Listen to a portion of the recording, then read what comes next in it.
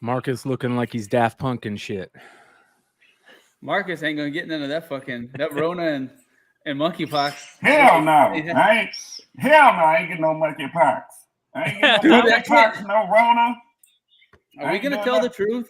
Are we gonna tell the truth and explain to everyone why Vinny's really out? I mean, we can tell them.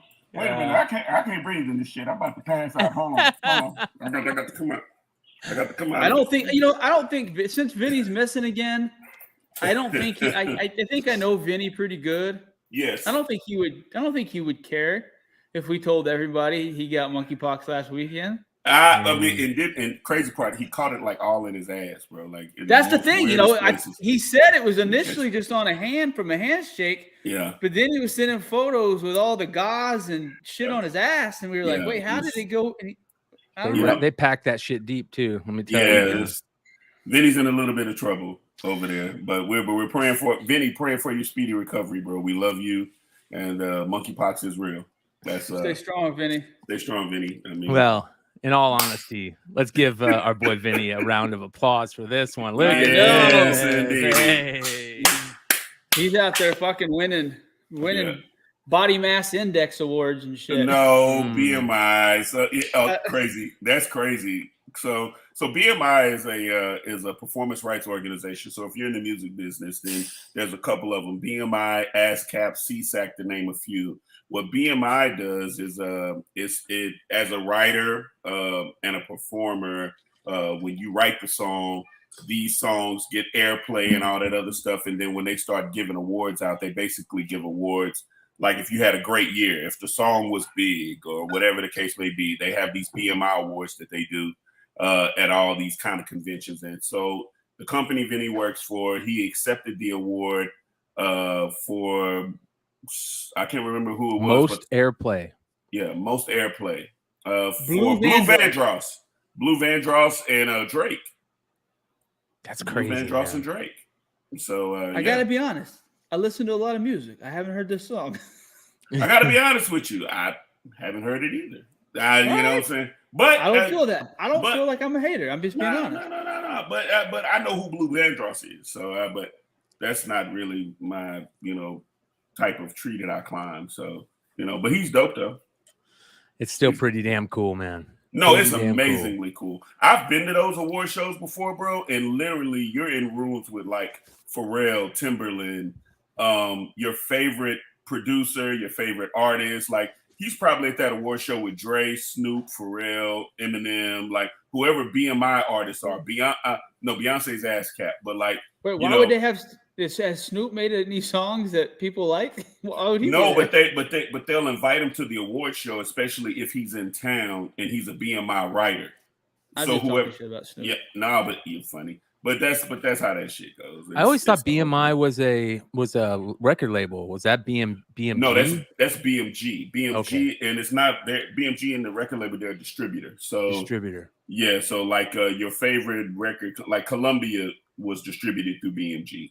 Back in the day, Epic was distributed through BMG. A lot of those, remember back in the day when we were younger, BMG had the whole little thing that go into magazines, you get 10 CDs for like or whatever. Send it to your neighbor's house and just wait outside every day during the postal office so you can get the free CDs. Yeah, absolutely. I know I did that like 5 times at least. Yeah, absolutely. You know who's not younger? Who? Brian McClay. Birthday boy. 42. That's 42. Right. Woo! Come on, Clay. Gets older and older every year. Clay, tell everybody, are you starting to get gray hairs in weird places? No, I've been lucky enough that the gray only shows up right here on my beard. Oh, well, that's amazing. Yeah. I don't think you look yet, but that's okay. Keep living. Yeah. You know what? I always said I wish my grandparents on my mom's side, or my grandmother on my mom's side, had all white hair really early, really young. It turned all white. I always thought that was so cool. Like I wish at my age right now, I would love to have the all white hair, all white beard, and I'm not talking about gray. I'm talking about like the bright white where it almost looks see-through, like fishing string type shit. I always thought that. Cool. I know what you want that for. You'd fucking be making killing on some Lord of the Rings fucking fucking cons and shit. Bryan could play Gandalf, Sauron. Right. He could Bryan could go in there and do costume changes and just fucking checks. Just every one of them running the runway. Just Hobbit people handing him checks. So I get what your game is now. Hell yeah, man. Dude, I'll be 43 on the 19th. 43. I feel good outside of a bad shoulder. Fucking dick's working good, still slinging. Everything fucking solid over here. Got some grays. You know what's getting me? Did you say your dick's still working? Oh, it's always good, man. I mean, you gotta check on that once. Is that the Comanche? Is that the Comanche thing? That's that Comanche in me. That's that Comanche blood. That's that DNA. Yes, sir. I hope that fucking guy didn't show up tonight. He's always lurking. He's always lurking. Be looking like Dennis. Be looking like Dennis. Wow. Oh man. All right. So the interesting thing that happened this week that's coming up, you guys, is all the rumors about D23. We'll get into that pretty deep. It's very interesting and it's gonna be interesting. I want to know. I'm especially looking to hear from these two guys what they think could be real and could not be, and where it takes us spec wise and that type of stuff. But everybody's gonna be talking about that stuff. So we'll get into it. We got a huge market report again. All kinds of good stuff coming up. Let's see here. Let me bring this stuff up. Marcus, starting off, there was some interesting stuff going on in the video game NFT world. Let's get into something that's pretty big right now on the video game world, and talk to me. It would change a lot of the people that create content playing games, because Grand Theft Auto has become one of the biggest content makers in all of, Twitch, YouTube, the what do they call that? Where they role play Grand Theft Auto, like where they're the cops and stuff like that, or they have a job. I'm familiar with what you're talking about. They make a lot of money doing that. I know streamers. a guy. This T Grizzly. He's an artist named T Grizzly. I know T Grizzly. T Grizzly makes $200K a month just from Grand Theft Auto on Twitch. Yep, role playing. Yep. Yeah. Hit the rolly with the rolly on. Come on, Trey. Come on, Trey. I remember when T Grizzly put out that first song. Dude, that's one of the hardest fucking tracks. When the beat switches. Yeah. Fine. Remember LeBron? You remember LeBron's doing that video? Yeah. Right after they lost the finals. Remember when he starts doing it, and then Steph made fun of him for doing it? Right. I do remember that. That's crazy. Okay, we got to talk about this. Bryan and I talked about it briefly. Bryan caught me up on it, but I get a message from Red Hood. Ooh, yeah. Hold on. We're about an hour and a half ago, and it's a video of somebody looks like he's crying, and I message him I'm like, what the fuck, with a question mark. And he's like, Clayton Crane's fucking stole the dude from Black Flag's girl. Okay, just put it in the bank, didn't think anything about it. So I asked Bryan about it, and he kind of gives me some more details. I was like, all right, I got to see what Clayton Crane looks like. Bro. Clayton Crane looks like the kind of guy that on a date would tell a girl that he really knows magic. Like dead ass serious. If that guy stole your... Please. First of all, take the NWO shirt off, you pussy. You cuck. You take that NWO shirt off. You don't get to fucking wear that. All right, you guys. This is crazy. If this is true, all right, we're just gonna get into it, you guys. Let's hear what he says. Oh, let's hop in this motherfucker.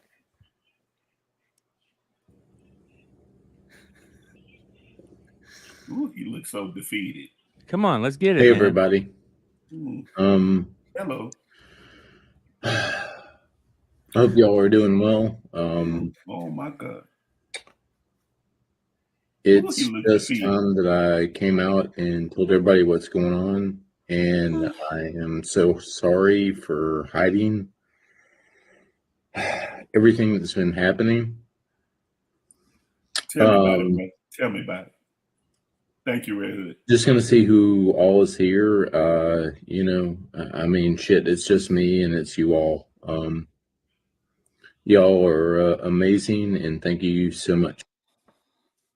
I just gotta say, Karma is a motherfucker, man. I don't even know what this guy said yet, and you could tell he is hating life. For supporting Black Flag and who's supporting Black Flag? being Nobody, here for me. motherfucker. Hey Holly, hey Corey, hey Justin, hey Jason. Come on, hey Doug. Let's go here. What is going on here? Hey Gary, hey Juan. Oh, let it ride, B. Let it ride. Amazing. Thank you.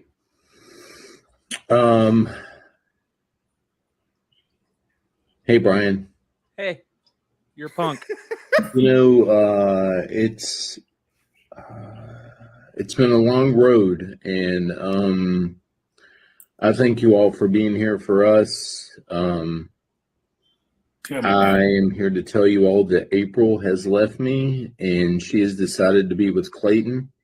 Oh my Clayton God! came into my house. He Clayton been in your like house. A brother. He been between them legs too.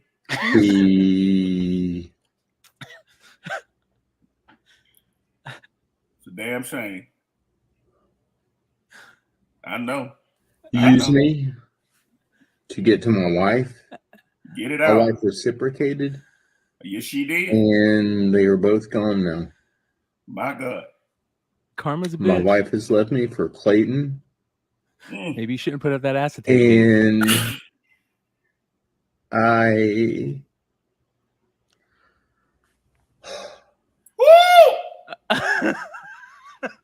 don't know what else to say. I know. Me neither. You said I was acting crazy before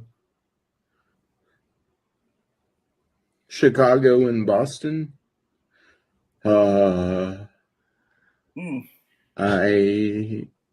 wife had left me. Oh my God! For a guy that looks like he does magic, that needs to be stated too. He looked like he do magic. He like Houdini. Bryan, if you had the possibility to put a photo of what literally Clayton Crane looks like a fucking Sandman character, but he's not. He's a real human. I'm gonna bring him up right now. Before you do that, I really want to hear who his soul is messed up. Oh, dude, it is. Listen, this man just sat here and said, "My wife, she left me." First of all, there needs to be one. Wait a minute, he been in my house. He ate my gummy bears. He drank the last damn beer that was in my refrigerator.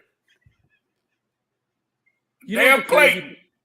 You know the thing about it is this dude is the biggest pussy I have ever seen in my life. If he wanted to make a video, you know what it should have been? It should have been with a 12 gauge, him hiking the chopper and fucking kicking in his own house's door and shooting them both and fucking putting it up on Facebook. That's the only video this guy should have made. But wait a minute, Trey. Right here it says, James said it gets crazier. He says he chased Crane off with a gun. Oh, shit. Wait, okay. Sorry. Okay. I will shut up. I'm going to shut up for a minute. Hold on. Yeah, you'll shut up, but still, terrible fucking post, bro. You just pissed off the whole fucking community, and now you're crying in front of the camera? Never, ever would I think about doing that. This is bad. This is just...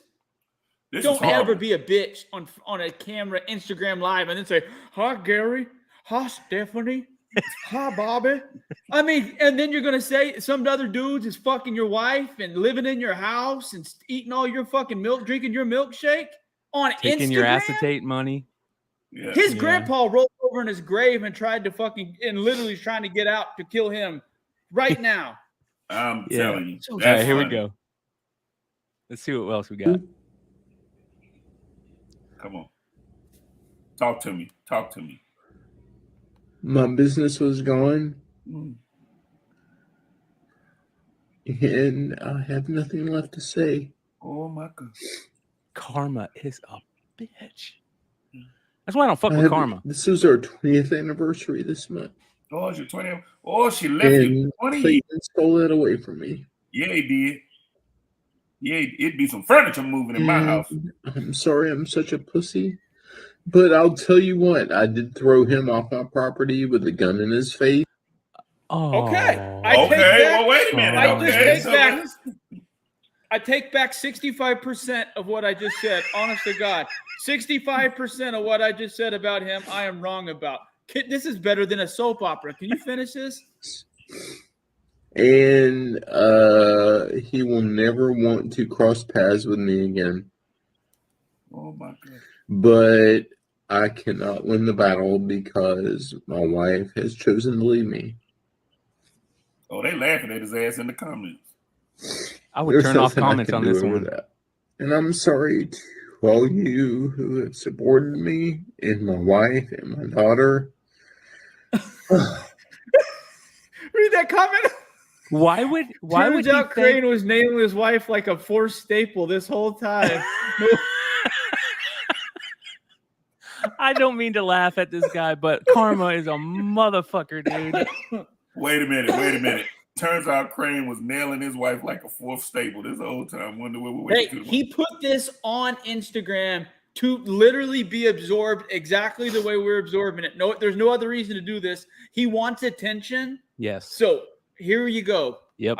We'll give him his attention. Amen. Black Flag will continue on, and no, it won't. I will go back to my roots, and I will have awesome books for you to have. No, it won't.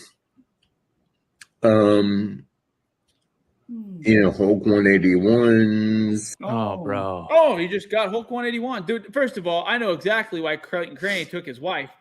Explain that necklace. Well, now here we go. So I'm now with the group, with the gang, with the family. So this is all a publicity stunt to tell y'all that he got 181 coming. And outside of Crane actually leaving his wife, Crane actually took his wife, got it. But he's out here just telling y'all, yeah, I got a 181 coming. I got some other shit coming. I've seen no tears come out of this man's face. I don't feel no type of way. First of all, everyone act like they feel sorry for him and shit in the comments. Like, that's Clayton Crane. Boy, Clayton. You guys can't tell me that motherfucker doesn't walk up to women and tell them he's a mage and knows magic. You can't look like that and not fucking say shit like that to girls. He wears a cape. I guarantee you there's photos of Clayton Crane in a cape at the fuking Cheesecake Factory. Listen, Clayton Crane looked like he gonna go up to a female and say, my grandfather was Harry Houdini. That's telling you. I mean, but first of all, brother, don't look at me like this. I mean, look how he looking in the camera. It's like he's looking into my soul. I feel violated. Like he's really like looking at me. Dave, is that true? If that's true, Dave, by the way, you guys follow Dave. Dave's Collection's got a great IG channel. He's got great content. I hope that's not true. If that's true, oh my God, man, that dude has been fucked over so bad, and he deserves it all because he's a fucking noob. What are you doing, bro? He do look like he dressed up like Interview with a Vampire. Like, he has very vampire vibes. Like they in there drinking blood. I guarantee you he has a nickname of like Vlad or some shit like that. He makes people call him after. He looking like he looked like he talked like everybody. What's my man? Oh no. What's my man? The wrestler Razor Ramon. The picture looked like he talked like Razor Ramon. He don't look like Razor Ramon, but the picture looks like he talked like Razor Ramon. Where is this that he put this? Black Flag is live now. That's on Instagram. This is an Instagram thing. Well, this is crazy. I didn't get to see the end because I messed up. Let me see if I can find more of this. Shout out to Red Hood for the info on this because I was completely fucking glib. I had no idea this shit was going on and had to ask, like, what? Why? Who is this guy? Why is he crying on my feed? Oh, wait until you see his. Let's see what his Facebook page looks like. Do we got a picture of his wife? Because that's the last. Oh, yes, we do. Puzzle. Yes, we do. Okay. Hold on. Not only that, his wife with Clayton. Easy. There we are. What the hell? Right now? Yeah. Hold on. We got an opener to go through. They're doing live videos and shit already. And exclusive, we've got the bottle top. Yeah, a lot of them May are 13th. Okay, from restaurants on our way here. Oh, look at the way she's looking at him. Let's stop. Yeah. Oh, nice. This is Twitch. This is Twitch. Out of 5. Sorry. They've been fucking for a while. In this video, Oh, bro, this is what are you doing having if I made that Instagram video, I would shut down all of my shit that ever had her on it, especially shit with Clayton and her. Is that her? That's got to be her, right? She is not ugly. Man, she is cute. She got her little Pat Benatar shirt on. You know what I'm saying? She got the little one sleeve down like Flash Dance. I don't know though. It's the way that the shirt is. It could be like 250 underneath there. It could be a 120. You see what I mean? It's very. Yeah. Oh man. Look at Clayton Crane looks like a fucking Doctor Strange from a weird multiverse. Like the multiverse that didn't have a lot of food and everyone was real skinny. 100%. Oh, they said they had sex in his magic room. Dude, he's got Clayton all over his page. Like, what are you doing? Dude, you said it best. There's some 181 shenanigans afoot. This is all this is. This 181 shenanigans. The real reality is that, bro, in my world, the reality, Clayton and him they probably been doing her in the same room for years. And he just said, yo, I took some heat on this acetate thing. I need to just we need to create some controversy and then drop a bomb like, hey, we doing a 181. Do you think so? Because I'm not saying that's not true. I'm saying this guy seems dumb enough to try and actually pull that off. I mean, how else would you fix it? How else would you try to schmooze over the public, the comic public, who has literally demolished this man to shreds? Something great has to happen outside of him just dying and then resurrecting and saying, I came back from the dead to tell y'all a 181 is coming. And now I'm here. You know, I mean, he got to do something. They would do some shit like this. The fact that he pulled the gun out, moved him off the property, made me feel a little bit better about life. That man ain't pulling no gun out. I don't even think it really happened. I'm thinking all this is smoke now because she over here laughing, having a good time. Wow, man, that is crazy. Here's the big question: how long are Clayton Crane and her going to stay together? 6 months. Yeah, 6 months max. 2 weeks. Everyone knows exactly what's going to happen. 2 weeks. The minute Clayton Crane tell her, hey, this time I want you to do me in the butt. Look at how he looks at her right here. Watch this. You could tell. I mean, just this whole thing where they're looking at each other. See, and look, that's him directing. Uh-huh. Like they do in the bedroom, I imagine. Direct that shit. Watch right here. He kind of puts, oh my God, dude. This is terrible. You got to have more intuition than this. If you got dudes living in your house fucking shooting videos with your wife. I mean, first of all, no one needs to be around your wife. Look, you know how many people I work with know anything about my fiance? None. Because they don't have, there's no need. Clayton Crane looking at her like, I'm going to get in them panties later. Oh, you can tell. Like, I wonder when did this come out? May 13th is what I believe. May 13th or 9th is what the video looked like before it went big. So I wonder how long this has been going on. Whew. For a long, long time. I wonder if he still has all that Clayton Crane shit on the walls. Clayton Crane been craning her for a minute. Clayton Crane fucks for sure. Oh, dude, this is hardcore, and does man. Fucking Robin Hood cosplay on the side. This is hardcore, very hardcore. So there you I've guys seen go. Enough. Yeah, this is great.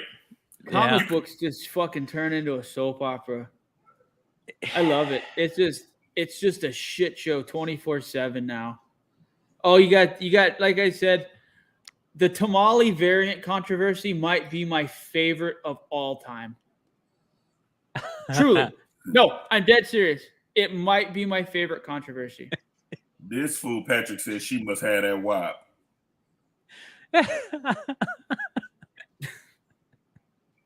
I'm gonna probably agree with you on that, Patrick. She must got some of that geeky, yeah. Dude, you guys, this is crazy. All right, so just a real quick run through of IG. Look at all these IG posts on them. Like, I just go hit IG. Clayton Crane Barger says, little did anyone know this is a picture of two people working hard at the Black Flags comic booth. That's pretty good. That's pretty fucking good. I got to give Dennis a little credit on that one. Keep going. How about this? Clayton Crane when he sees your girl with you at his side.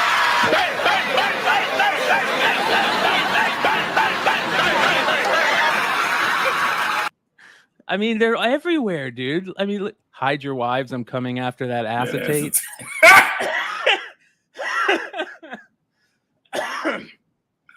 I mean, it just keeps going, dude. It just keeps going. So, Clayton Crane, at least we know why he wasn't at those cons. He was getting in them drawers. And well, Bryan, let me stop you. He wasn't getting in them drawers. He was getting in them draws. See, there we go. DRAWS. Draw. He was getting in them draws. He was getting in them draws. That's what he was doing. That's what he was doing. He was getting in them panties. He was getting in them panties and finding out what's going on. That's it. Oh my God, dude. That's terrible. All right, back to regularly scheduled broadcast. Rockstar Games hints at the end of Grand Theft Auto 5, which is kind of a bummer, but don't worry, because they got number 6 coming. So yes, they got number 6 coming. It's on their page. If you scroll up a little bit, they did a thank you note. They did it. Well, looks like you're using ad blocker, Bryan. Good for you, Bryan. Don't you fuck should them. do that. yeah. But they did a thank you note. If you scroll down a little bit, scroll up a little bit, you can see you ain't got to go all the way down. I'm just saying, just right there, that little piece. Yeah. So they did a thank you page on their website. They talk about a little bit. Well, here it is right here. We want to acknowledge and thank everyone who's contributed to these games from the original launch in 2013 all the way to present day.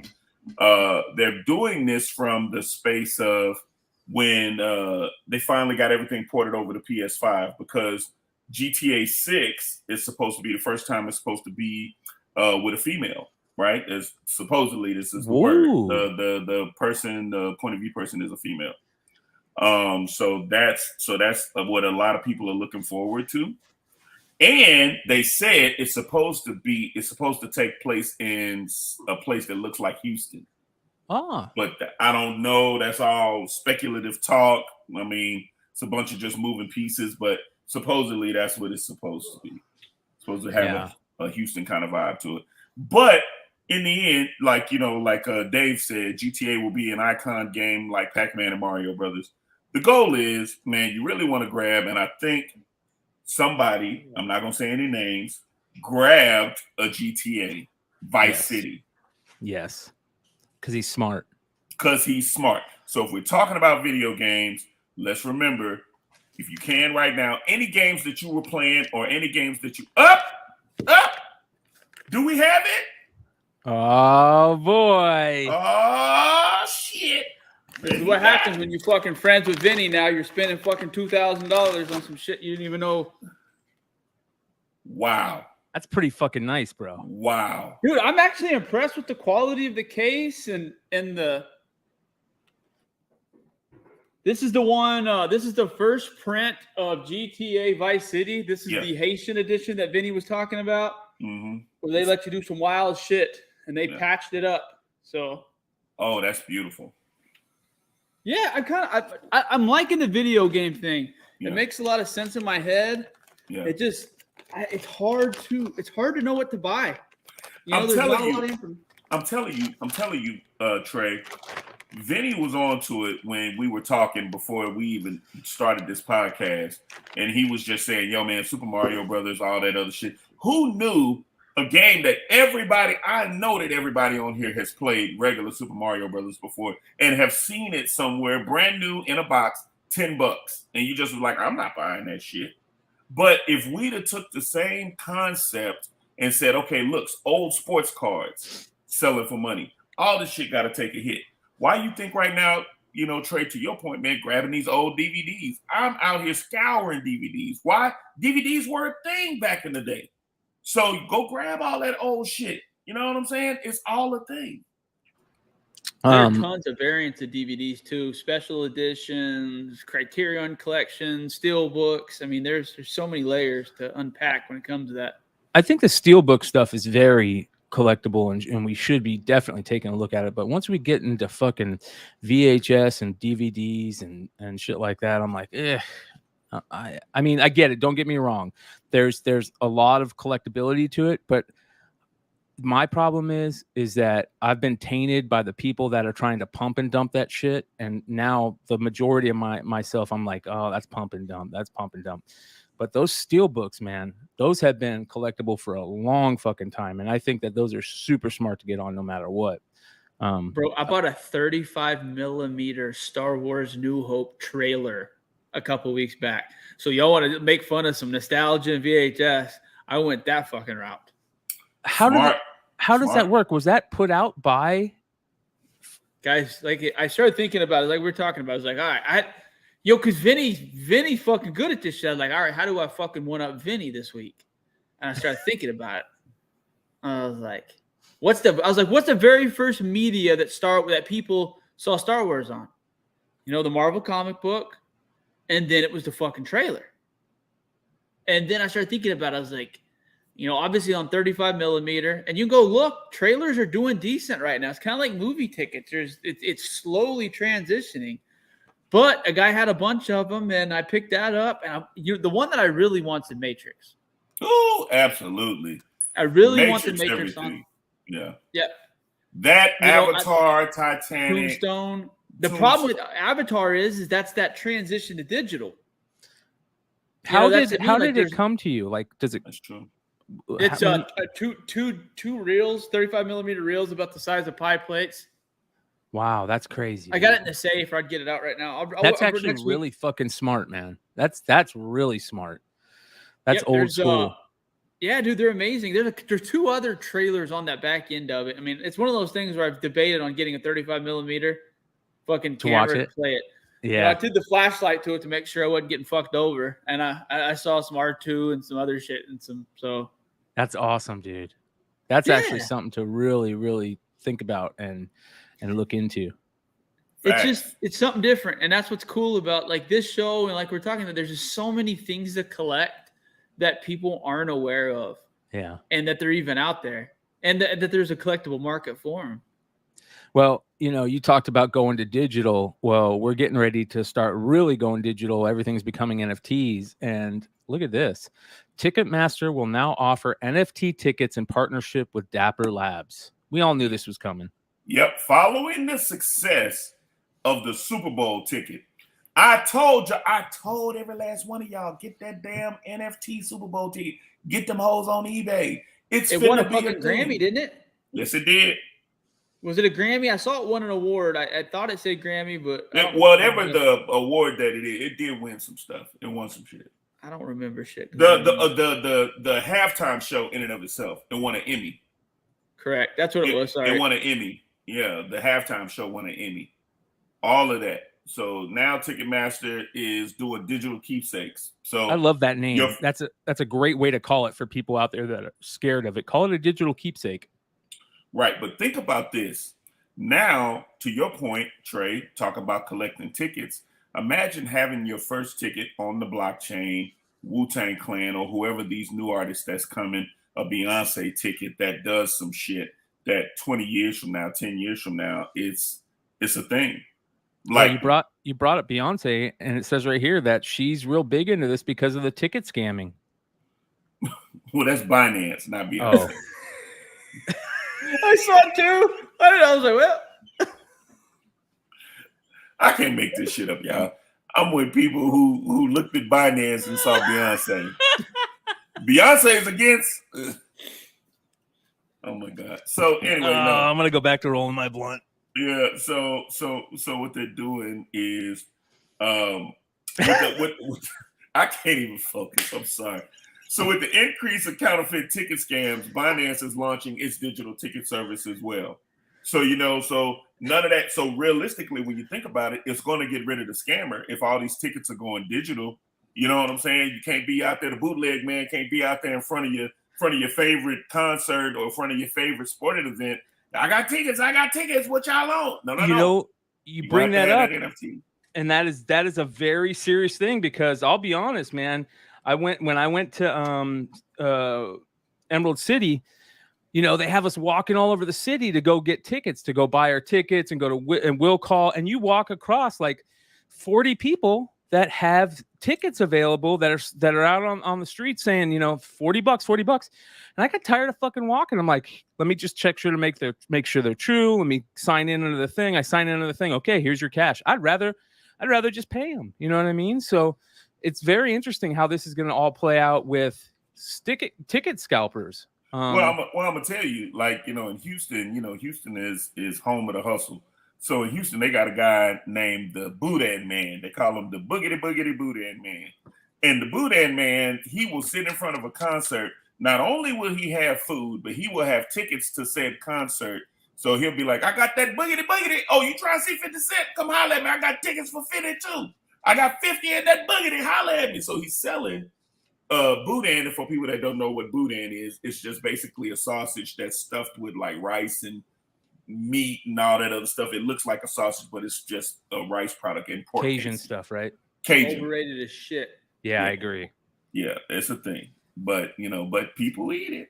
People enjoy it. But that's what it is though. So it's gonna be hard to see how people pull this off. You know what I'm saying? Especially with everything going where it's going. You know, you got the Ethereum merge getting ready to happen, and now it's gonna be proof of stake over proof of work. And I mean, it's so much that's going on with this right now. It's exciting time. Well, get that sausage, Mrs. Horsecock.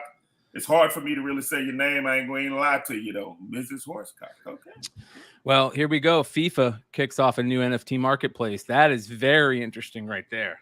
Yeah, so this is its very own NFT platform for FIFA. So now they're jumping off into the NFTs, kind of like Top Shot and, you know, and all the other places that are doing sports. So with the FIFA Collect, it started on September 2nd, ahead of the November's World Cup.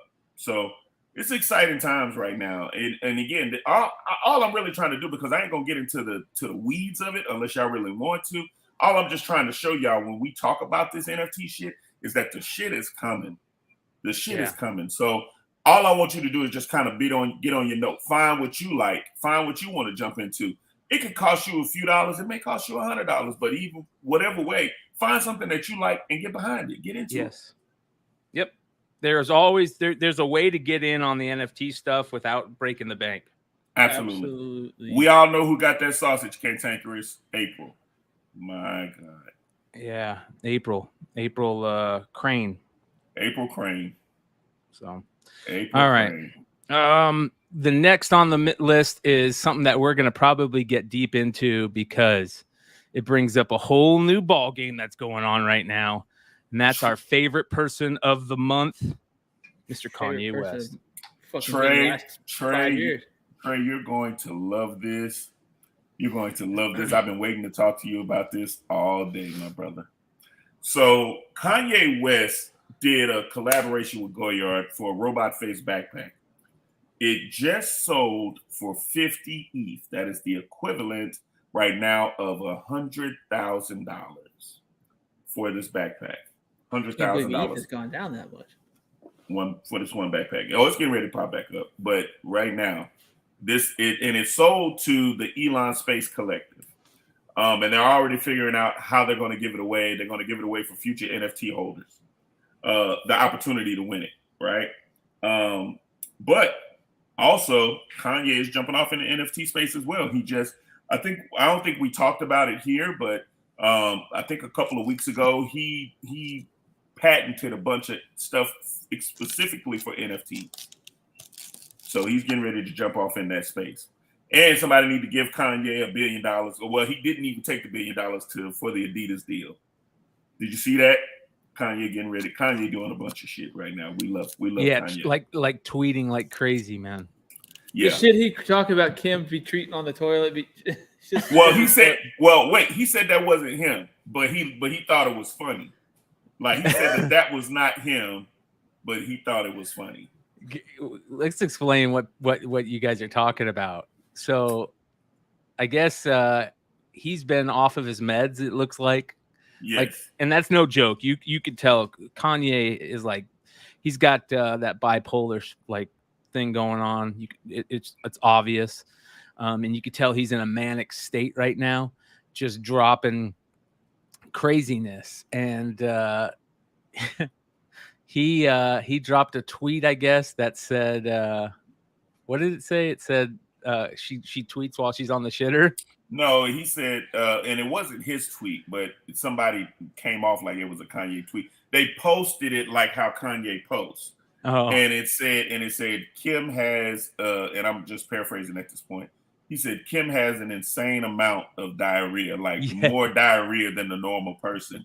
And then there's another post behind that when it said, "Hey, please stop, posting our text messages." And then the post is like Kanye responded, talking about, "Bitch, I know you saying this from the toilet." Like, like it's a whole kind of snowball effect rolling downhill. Yeah. He said, okay, Horsecock, you actually Pete Davidson. You skeet? Okay, I see it. My man said you skeet. I wish there was a place for me to go find all of his, craziness tweets that are out there. You know what I mean? Mm-hmm. There's got to be a webpage that just collects them all his crazy tweets.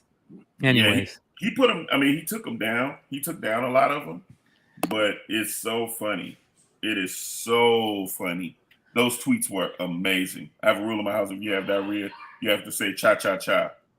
Yeah, it's a good one. I'm cool with that. Okay. Yeah. All right.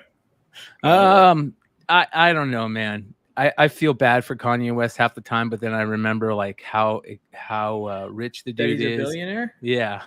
And has one of the greatest catalogs of music of anybody that's ever lived, and his literally anybody that's from his family tree will never be without for the next million years.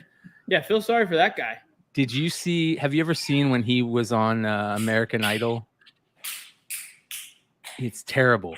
It's really bad. Oh, that's right. He actually made an appearance like he was trying out. Yeah, he tried out. Yeah, and it was fucking bad, man. Oh, yeah, I fuck with Kanye though. Yeah, it wasn't real, but it was. Yeah, I got you.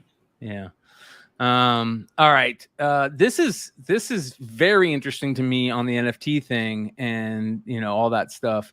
Because that's what Web3 is, right? Isn't that a blockchain? Is that what that is? Yeah, Web3 is it's like you have Web2, Web3, all of that is all NFT stuff. So Web3 is just more of a what they call it. You know what I'm saying? Like certain shit that they do.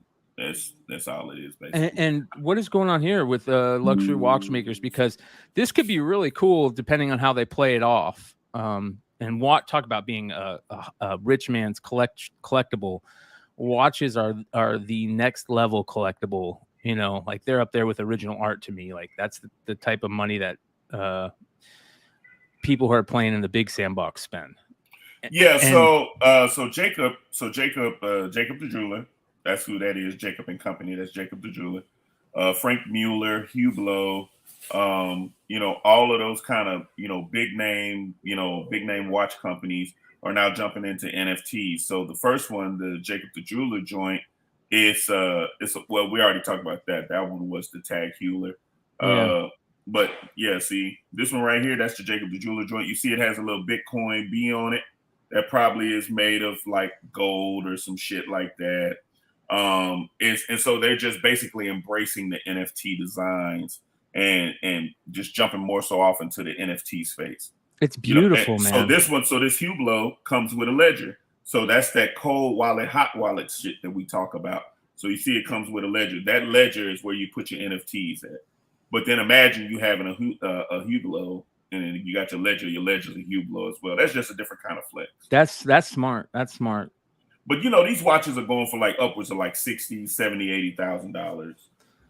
Yeah. So, well, here's the thing that I would like, and this is going to sound crazy, but at what point do the NFT games kind of like collide? They probably already have collided with like that stuff where you can put your phone up and see extra, things that aren't there, like on a wine bottle. I think they had with The Walking Dead where you could put your phone up. What do they call that? They call that something. I don't know what. What is it? Like, what does it do? Like, for example, you put your phone on the photo thing, and then whatever you see through the photo thing, it'll add extra stuff. Like, for instance, there's a Walking Dead wine bottle, and when you're in the store, if you look at your phone, through your photo app at the wine bottle, it'll show like zombies on it moving and stuff. You know what I mean? Yeah, those are like QR codes, and you put your phone over the code, and then the code will have some sort of extra pizzazz to it for the people that have the app.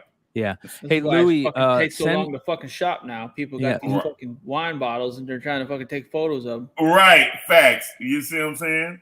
Louis, hit me up on Beyond Wednesdays YTC at gmail.com. Beyond Wednesdays YTC at gmail.com. Hit me up there, and I'll get all your information. Yeah, augmented reality. That's what it is. Augmented reality, which is really cool. And I could see them doing something for, NFTs and stuff like that, where when you hold up your phone over it, you see your NFTs on there, that type of shit. But that's kind of what Vivi does. Like, with Vivi, if you have the app and if you have any of the things, you can literally take your phone, scan it. It's going to find an area that you can place your NFT or your Vivi, if you want to call it that. And it's in your living room. You know what I'm saying? I got the DeLorean. I got the Back to the Future DeLorean. I had it sitting in my living room, big as shit. So it's like those kind of things are just cool. David Bowie, his estate is going to start putting out NFT stuff. They're jumping into it. Yeah, this is NFTs are going to be jumped in by all these estates, right? I'm surprised Prince doesn't have one. Michael Jackson. They're all working on it. I know that for a fact. Kobe Prince is working on one. Mike is working on one. They already have the 3D hologram that'll be performing, but they're all jumping off into the NFT space. He said Mike's working on one. Like Marcus knows where Michael Jackson's really that and shit. Mike is in Puerto Rico. Mike ain't dead. He in Puerto Rico with Tupac. Remember Tupac was in Cuba? Yeah, with Tupac and Epstein. I was all over that Tupac shit, dude. That was like. I was so wanting that to happen, bro. All the Machiavelli shit. And by the way, we got a great Machiavelli thing coming up in the market report. But I was so into that shit when that shit first came out, and he was so genius about realizing that was such a big thing that could happen to him, that he would talk about it like that. And I think it was a Richie Rich song they did where he said, "I've been shot and murdered. I could tell you how it happened word for word." And it was just like, what the fuck, dude? Like that shit is artists on another level, transcending artistry. When you start doing stuff like that, when there's a good chance you could be killed, so you're gonna rap about it. It's just interesting. Dude, that photo of him and Suge right before he got shot at the intersection is one of the craziest photos I've ever. Like his eyes, just Suge, everything. Like that's still every time I look at that photo, I get goosebumps because it's just so ominous. Yeah, I'm gonna bring it up because you're 100% right. That last photo, oh my god! Man. I told y'all Mike is alive. Look at this. Oh no, dude! Mike is alive. Hold on, I can't get it to play. To all Michael Jackson fans, Kanye West be perfect. Hollywood Batalla. Too bad he can't speak without an accent. I love you guys. Looks like a Thai lady boy. Uh-huh. Yeah, Mike is alive. Get out of here. Y'all gonna stop playing with me. Mike is alive. That photo right there. Oh, it's hardcore, man. Yeah. So that's anyways, it. That's the all right. Trey, have you been reading the X-Men stuff? I have.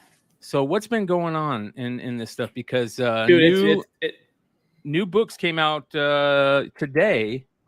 It's been horrible. That are part of this run, right?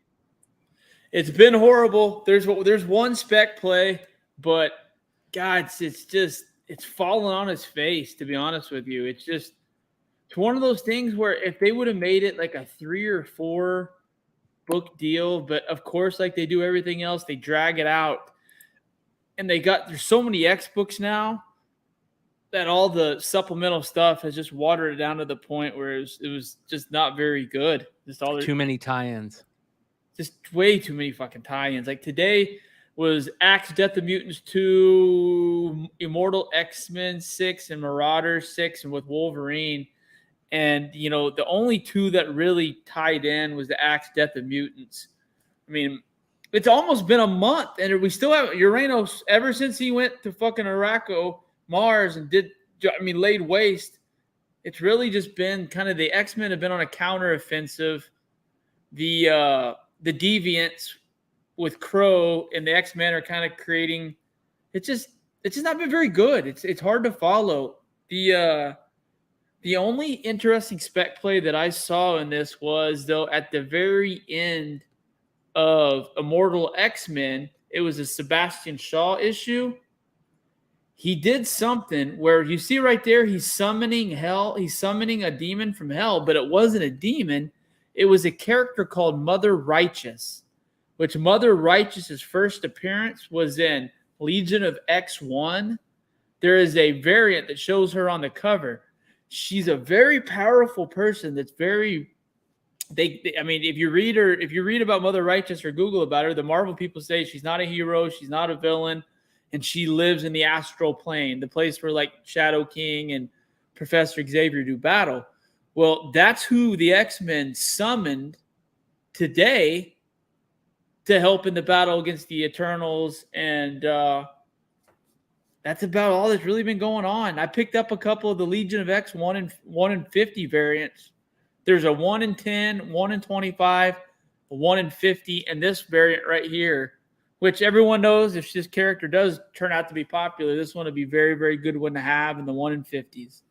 But it's been bad, man. I'm going to be honest with you. It really needs to pick up quickly or I'm losing interest very, very fast. Yeah, X books tend to do that quite often. They start out with a bang, they lull, they try to bring you back in with some cool moment, they lull again, and then the ending's not as great, not good. It's just there's just too many. You know what I mean? It just needs to get to the X-Men stuff needs to be cut out. It just needs to go straight to the X events.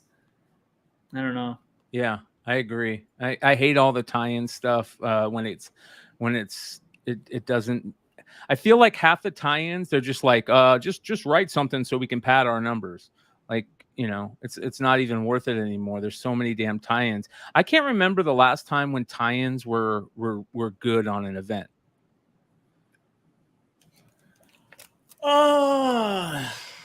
Right? I mean, it's the first death metal was decent. Yeah. Maybe had like Teen Titans 12. They had the Batman Who Laughs first appearance. That run wasn't horrible. It had some decent stuff. It had like some good Green Arrow Damian stuff. That wasn't bad, but it's just filler bullshit. I mean, the art's different. I mean, they're on different trajectories. I mean, it's almost like do these motherfuckers ever talk and like discuss what they're doing? They're out slinging dick, trying to bang fucking wives of the comic book shop owners and shit. Yeah. Well, can you go back to that picture, Bryan, with my man summoning a demon? Yeah, just 1 second here. That's Sebastian Shaw. Yeah, Sebastian Shaw. Yeah, take me back to that. If you don't mind. I'm trying 1 second here. I mean, if you're past it, then you're past it. But yeah, I'll bring it up. Go ahead. And what were you going to talk about? Well, I think he was summoning Clayton Crane. I don't think he was summoning a demon. He's summoning Clayton Crane. He's summoning Clayton Crane right here. That's a cool cover, though. I will say, an amazing cover. Yeah, That's but they amazing. fuck it up. Actually, the good thing about the Immortal X-Men books right now is like last month they did the whole issue is basically a one shot, and like last month was Exodus, and this month it's Sebastian Shaw, and it shows how he got his powers. It showed the issues with his dad, the reason he wanted to make as much money as he does. I mean, it really gives a very good. That's a badass cover. Yeah. Oh, who is that? Phil Noto? Yep. Yeah, I've always been a fan of the Hellfire Club. I thought it was such a good idea. All the characters are badass, especially OG. You remember the very first secret society inside fucking CBSI was the fucking Hellfire Club. Yes, it was. Yes, it was. Because it is. It's the fucking baddest name of all time. Yep. And then there's the variant. I don't know what these are. It's weird. Who did I question anyone who would buy that. Yeah, it's definitely weird. That's for sure. I'm not in on that. I'm just bummed out that an X-Men series that was supposed to, like, I feel, again, it starts out so, they always start out so great. Even like the original, The Powers of X, it started out so good. And they lull, and I don't get it. And I'm an X-Men fan, so I want to really like it. And they've just been really bad lately. They need to figure out the X-Men stuff. And they just keep adding X-Men characters. Red and Immortal X-Men are the best books out X-Men wise right now. X-Force is actually pretty good too. They brought Deadpool back and Omega Red, and it's actually Omega Red is actually a really interesting character. You talked about it. The most interesting thing in the X-Men books right now is the Sinister stuff. Yep. He's one of the ones that helped resurrect the Celestial with Tony Stark. I mean, people don't realize just how big a player Sinister is in the Marvel universe right now, especially in the X world. But at the same point in time, I say that's not going to translate to shit. The first appearance of Mr. Sinister, unless Disney invests a shit ton of money and redoes the characters, never going to be worth a lot of money. So it's really weird. Like, I'm really excited about some of this X-Men spec, but the way that comic books increase in value now is based on multimedia rights being purchased and trailers and shit like that. So it's so weird. It's almost having to shift your focus on speculation from what used to work to what's working now. I mean, you got fucking people excited about Netflix trailers and shit. I don't know. If you look, comic book values are fucking sinking. I mean, it's there's a reason for it too, because there's so much shit's been overpriced for so long. Yeah. Just the yeah, truth. we had 2 great years of sellers paradise. And dude, now you can buy. I want you to think about this. You can buy a 9.8, the Black Panther 2, the Tosin. You can buy that for the same price it costs to buy a CGC 7.5 Fantastic 445. pretty silly. The Black Panther, T'Challa, Yeah. literally one of the most iconic characters in the history of comics. The guy that hasn't even who's literally been in 17 panels of comics. That book's worth more than a high grade white page first appearance of T'Challa. Yeah, it's stupid. There's some shit that this happens in every market. There's a correction. Mm-hmm. Comic books needs a huge correction. There's going to be it. a lot of people. There's going to be a lot of people that don't like it, and there's going to be a lot of people that are complaining in the comments. I understand it, but there's so much shit that are backwards. We're going to see all these store variants. Get ready, because they're going to be fucking literally going to be dollar books again. Yep, just absolutely. Are. And as they should be. They've been robbing people for fucking 5 or 6 years. I had store variants. Like I said, I can thankfully say though, the ones that I did, there was no spec at the time, but I guess that there was the some HBO spec for Lobo. No, not Lobo. God damn it. Jesus, Stranger Comics shit. What's that character's name? Niobe. Yeah. Niobe. Remember that was the whole Niobe deal. We did the multivariant. There was some speculation. I had nothing to do with that. If you remember, on the that was a great book for you guys to choose, though. It was because for multiple reasons. One, the spec, the Oprah stuff that came a little bit later. Absolutely. Listen, let's be honest. Sebastian at Stranger Comics is he's like a hypnotist, man. You look in that dude's eyes, like he'll get you to buy anything. And I'm not talking shit about him. You know what I mean? He really believes in his character. And it was a smart play, a very smart play. It's still a smart play if you can get them for cheap. I think. I don't think that will die. I think that at some point it will come back. But that was a smart play. And I want to ask you this also, Trey, because I remember there was also a couple of books that I don't know if they were exclusives that you guys did, or if it was just something that was part of, because if you remember, for people that don't know, back in the old school days of CBSI, G+ days, it was glorious. And it was back when CBSI was good. Yeah. Those days were like everything was so new and it wasn't tainted, and it was so much. It was glorious. It was amazing. And you guys did some really cool things where you offered people to get in on 9.8s. Like you would make it available for people. Hey, does anybody want to not? Yeah, exactly. And explain that, because that was awesome. No, it was just a little deal that we did that, where whenever new books would come out, you'd look at previews, and if people wanted a book bad enough, I would offer it 9.8 and CBCS or CGC. Depending on the level of the books, I think the base Thomas Vaith and I did it. I think it was like $99, $112, something like that. 99 shit is for a 9.8. yeah. We did variants if we could. We did some 1 in 10s, depending on how many I could get. I mean, we did some really cool shit, I thought. And then you guys, like you said, you got into the exclusives when exclusive variants just started, retailer exclusives. And I'm asking this because I can't remember. There were some really good ones. There was that Super Sons one that was really good. Yep, the Matina Super Sons one, which is one of my favorite. That one, I actually did that with Jimmy, believe it or not. Yeah, and that was amazing, and it's still amazing. Yep. I will not sell those because I bought a set of those and just absolutely love them. It's one of the best. That was back when Matina was on top of the world. You did that badass Lobo one too, right? Yep. Lobo one was badass, and was that Matina that did that too? Yep. And there was like cool little the third variant had one specials where like I think if he had like a cigar in his mouth or something, like cool little things. And this is before they were ever happening. People didn't know about. No. That was actually the Trinity group who did that one. Okay. Remember that, the same one like the Batman Who Laughs. I didn't have anything to do. Okay. The other one I think was the one Larry's Comics did one for us as a fundraiser. It was Ghost Rider? Something a bank. It was the Strangers in a Bank. 4 kids walk into a bank. Yes, it was 4 kids walk into a bank, and it was the green variant. And on the back, it had Larry's store and it had the CBSI logo. I actually have a 9.8 of that signed by Rosenberg or something. Believe it or not. Yeah, that and those were all cool things. And those weren't. You know what I mean? 100%. Like that one was a charity variant. Like Larry donated those out of his own pocket, so no money was made from those.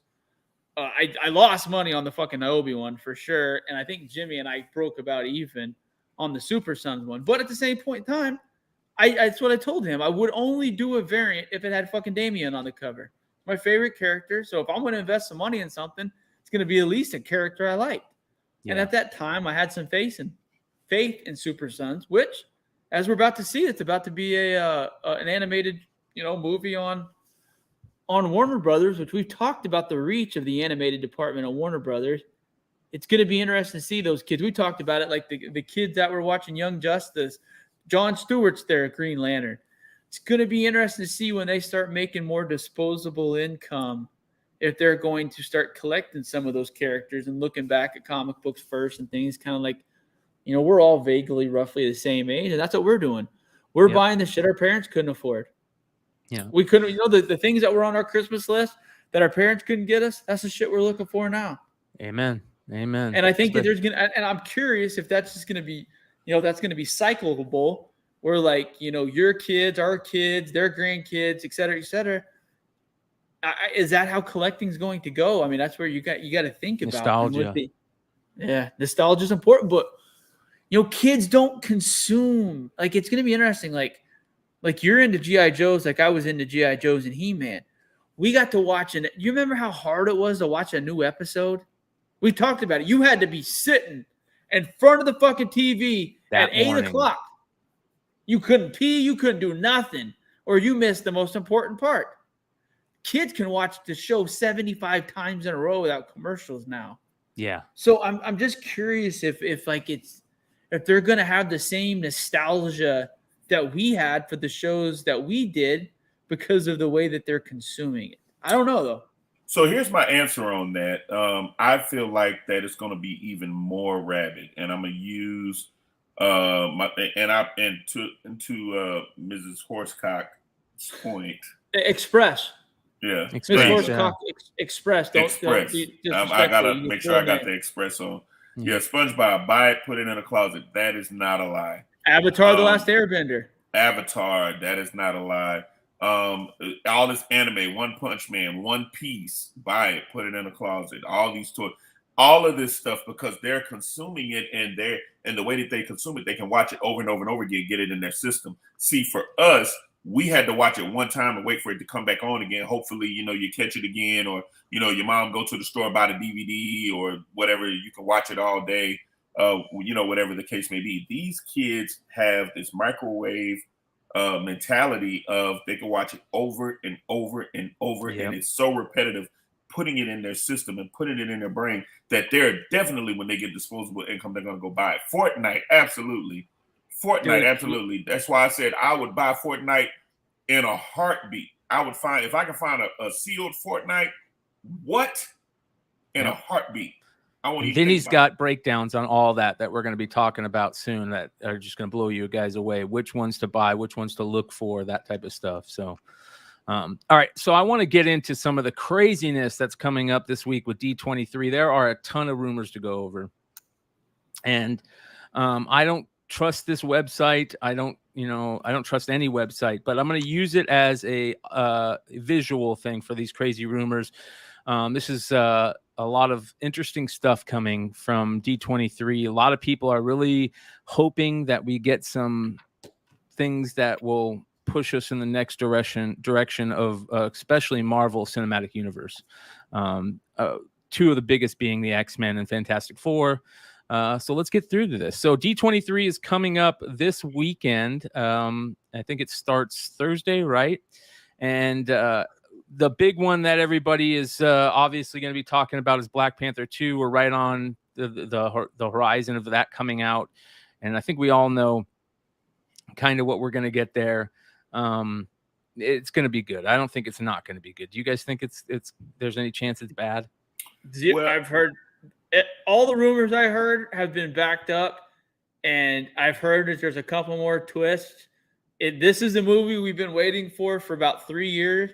It has the connective tissues that we've been wanting. It has the characters we've been wanting. This is the one that I think could re-energize the Marvel Cinematic Universe. Because let's be honest, it's my personal opinion. Last 3 or 4 movies have been shit. Spider-Man was good. I like Spider-Man. But the other Marvel movies have been shit. And the shows She-Hulk, have been garbage. shit. Yeah. I could go down the line. Shit. It's just not been up to the quality that we were getting 5 or 6 years ago, would be more accurate. I mean, it's not. The She-Hulk is just bad. Like, some of the other stuff was watchable. I watched the first episode last week on a plane and barely got through it. And I literally made about 9 minutes into episode 2, and I said, I'll never again. It's not for me. It's not for me either. I don't know who it's for. Well, and speaking of Black Panther, as we're, I can't worry about She-Hulk. Although Meg Thee Stallion was in one of those episodes, H-Town representing, Meg looks amazing. Meg looked amazing, but it was cringy as fuck. Yes, it was. Like, to see She-Hulk like twerking, I was just like, what kind of CGI is this? Like, can you imagine Meg Thee Stallion being there? Butt? Yeah, it just wasn't. Like, what was Meg Thee Stallion thinking in her head? Like, I can't believe I'm on twerking on a Disney movie. That's what I mean. Like, did they call her? Like, hey, Meg, we got a really, hey, you're really talented. We need you to come in. We're going to be in Marvel Cinematic Universe. She gets there. She thinks she's going to do some acting. Like, all right, we need you to twerk. Yeah, she think, hey, Meg, we got something for you. Meg thinking, oh shit, I'm about to be Storm, and it's like, no, you're gonna be Meg and shake your ass. It's a bad look, right? Right, but I will say this: with if you go back, give me Black Panther. They say the word on the street is that Chadwick is actually in the movie, but it's digital, of course. I'm cool with that. And he's not in it like for a little bit. Like, he's in like some actual scenes, scenes, and it's all digital. But I think they're gonna kill him. I know people who has actually seen it. There's people who've like seen it. Like, it's not fine, because the movie's done at this point. But I know people who has actually seen it, and they said that it's actually legit and real. I still don't know if I believe them, but they haven't been wrong. So, have you seen all the shit about them making fun of how out of shape Namor is? Yeah, we talked about it last week. I did. Yeah, like my man, what's my guy? The guy that used to draw Namor.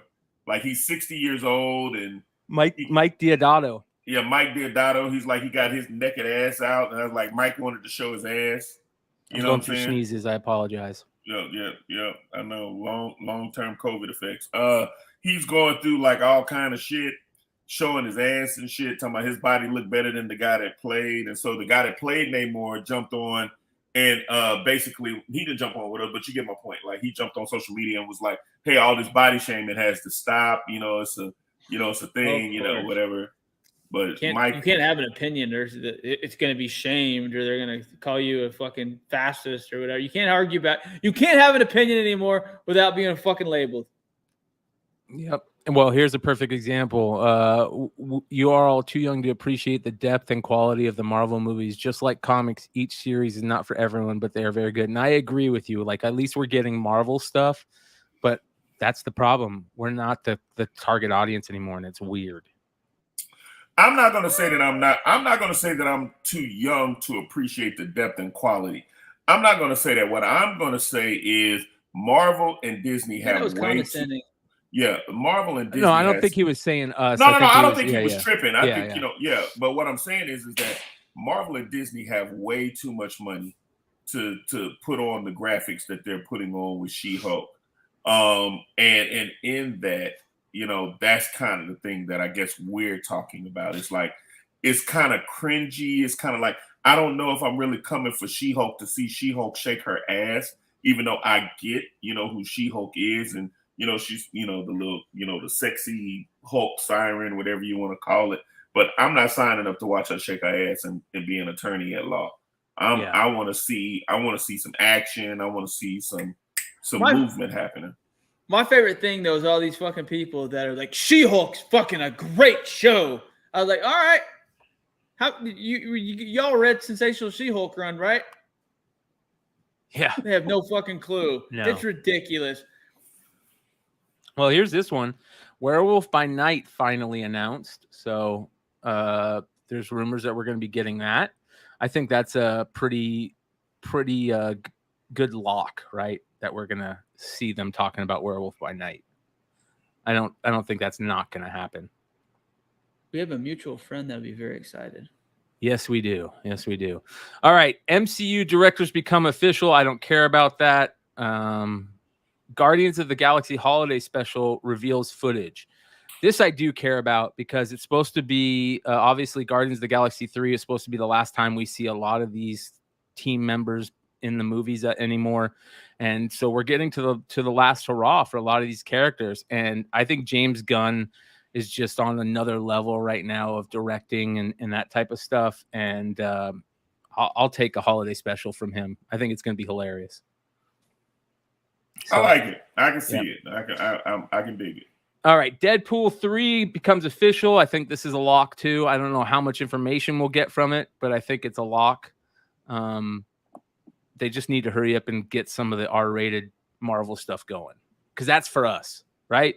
That's like, if you're gonna make a lot of this new stuff very kid friendly and stuff, just don't forget about the guys that are in their 30s and 40s that grew up with this stuff, that want to see Deadpool 3, that want to see some of the darker Marvel stuff. Like, don't just make the kid stuff. Make the funny and the hardcore stuff and the dark stuff. I want to see all that.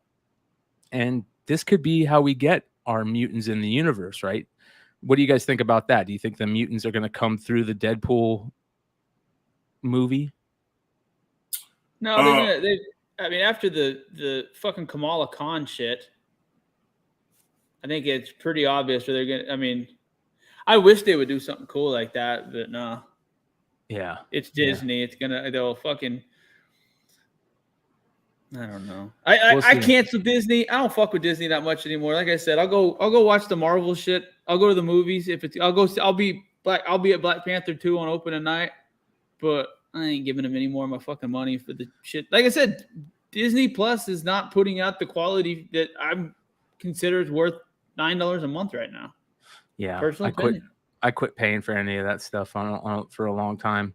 Thunderbolts, I'm stoked about this. This is one of the few things that I am stoked about hearing about. I want to see which direction they go. If they go Dark Avengers, Thunderbolts, like, what is the direction for these characters? I want to see more of Yelena Belova. I think that Florence Pugh is one of the shining stars in all the Marvel universe. She has that charisma that very few other actors have, that just totally shines through on stuff she's playing, especially Yelena. She's great as Yelena. I like the way she's handling herself and the fucking between this Olivia Wilde, Harry Styles shit, if we're being honest with you. Yeah, I'm with you. I think she's acting like an adult. I think she saw that there was some shenanigans going on. she didn't like it, and she's just, you know what I mean? She's just keeping her mouth shut, and it's bothering people that she doesn't have an opinion. And let me tell you something. You got to watch people that'll shenan, because if they shenan once, they'll shenan again. I like that. I'm here all night. I'm here all night, people. I'm here all night. This is a big I'm excited one about this. This is what I'm excited about. Yes. But I think they're gonna fuck this up by putting Kit Harington in with the Black Knight and putting him in places he don't need to be. Personal opinion. That's a great point, because I could totally see that. Yeah. That's gonna be interesting. I'm excited about Blade, period. I'm excited about the guy that's going to play Blade. Is he Wesley Snipes? Absolutely not. But these kids, they know Wesley. I mean, the cool shit is that they bring Wesley some kind of way into this. They have to. They have to bring Wesley. Those were good movies. I've talked about it. Like, everyone acts like these Marvel movies are the fucking, like, those were good movies. I had no problems with the original X-Men movies. I mean, if you look at the cast, I mean, with Hugh Jackman, Halle Berry, you go look at all the Academy Award winners and like amazing actors that played those characters. They weren't that bad. They just didn't have the CGI and the shit that we're capable of now. The Dark Knight movies, all those were great movies. Were they up to the quality of Endgame? No, but they were 25 years before that. I guess not 25, 15 I'll put Dark Knight up with the quality of that. I thought Dark Knight. Dark Knight's a better movie than Endgame or Infinity War or any of the.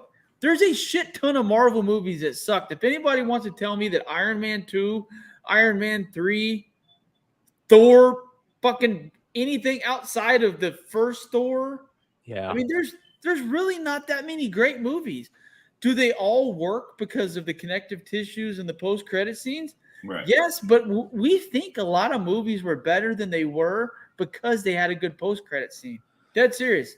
Do you think that we could? I can agree with that. Do you think that we could see, and this is going to sound crazy, but it was an early rumor of seeing Snipes as Dracula? Ooh, I'm okay with that.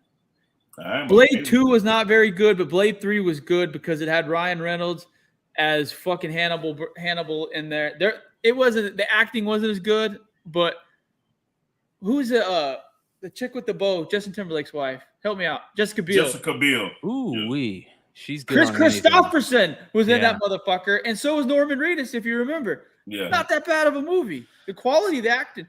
2 was a little shitty. That was the one that had Triple H and the dipshit from Sons of Anarchy, the old dried up Ron Perlman. Yeah. Had that asshole in it. Hellboy. Solo Wookie says 1989 Glenn Danzig is the only one who could do Wolverine right. Exact same build, shit attitude. We need a time machine. No, we don't, bro. Glenn Danzig is a pussy. He wears Uggs and has a tramp stamp. All right. Next on the list, Wonder Man. I don't care about Wonder Man. No one gives a fuck about Wonder Man. Yeah. But Chad Cave will be excited about Wonder Man. He's probably like, fucking A, man. Fucking A, man. That's a Wonder Man. He's a fucking Marvel legend. Shout out to Chad Cave. I just don't understand Wonder Man. Yeah. He's I think that android? He's going to be, here's what Wonder Man is going to be. And let's see what they say here. This says progress appears to be moving fast on Disney Plus's Wonder Man series that is being developed by Shang-Chi director Destin Daniel Cretton as a Hollywood satire. And that's what I was going to get at. That is the only way that they could do this good. It's going to be satire. It's going to be like jokes at stuff. But here's the key. They're bringing back Ben Kingsley's character to be in it. And I think that that's like Trey was saying, that connective tissue, right? But if they don't do it satire, it's going to fall flat. So we'll see. Next, Comic-Con clips get reruns. Are we going to, that would be so funny if and I get it. Like, are we going to get, well, let's just see here. It says Comic-Con brought with it first footage of Guardians of the Galaxy, Secret Invasion, Ant-Man, Wasp, Quantumania, including Kang the Conqueror, privately shown to attendees. These same clips may well show reruns, possibly along with some new snippets. And that's what I'm getting at. It would be so funny if everybody is so stoked for D23 and they just show the reruns from San Diego. I would laugh my ass off. And that's the type of thing they would do. Yeah. Just in case you missed it. Here we go. Yeah. What the fuck is D23, by the way? I don't even know what That's this Disney's. That's Disney's convention. That's Yeah. where they make all the announcements. Yep. This right here could be the biggest announcement of it all because there is big rumors that Denzel Washington is going to be announced as Adam the Blue Marvel. And if we're going to see Adam the Blue Marvel, it's going to be in this movie, The Marvels. Here's the thing. I'm not a big fan of Denzel playing Adam the Blue Marvel. I think you could find a better actor, but I am okay with it because I want to see Adam the Blue Marvel on the screen no matter what. I think that's such a great character.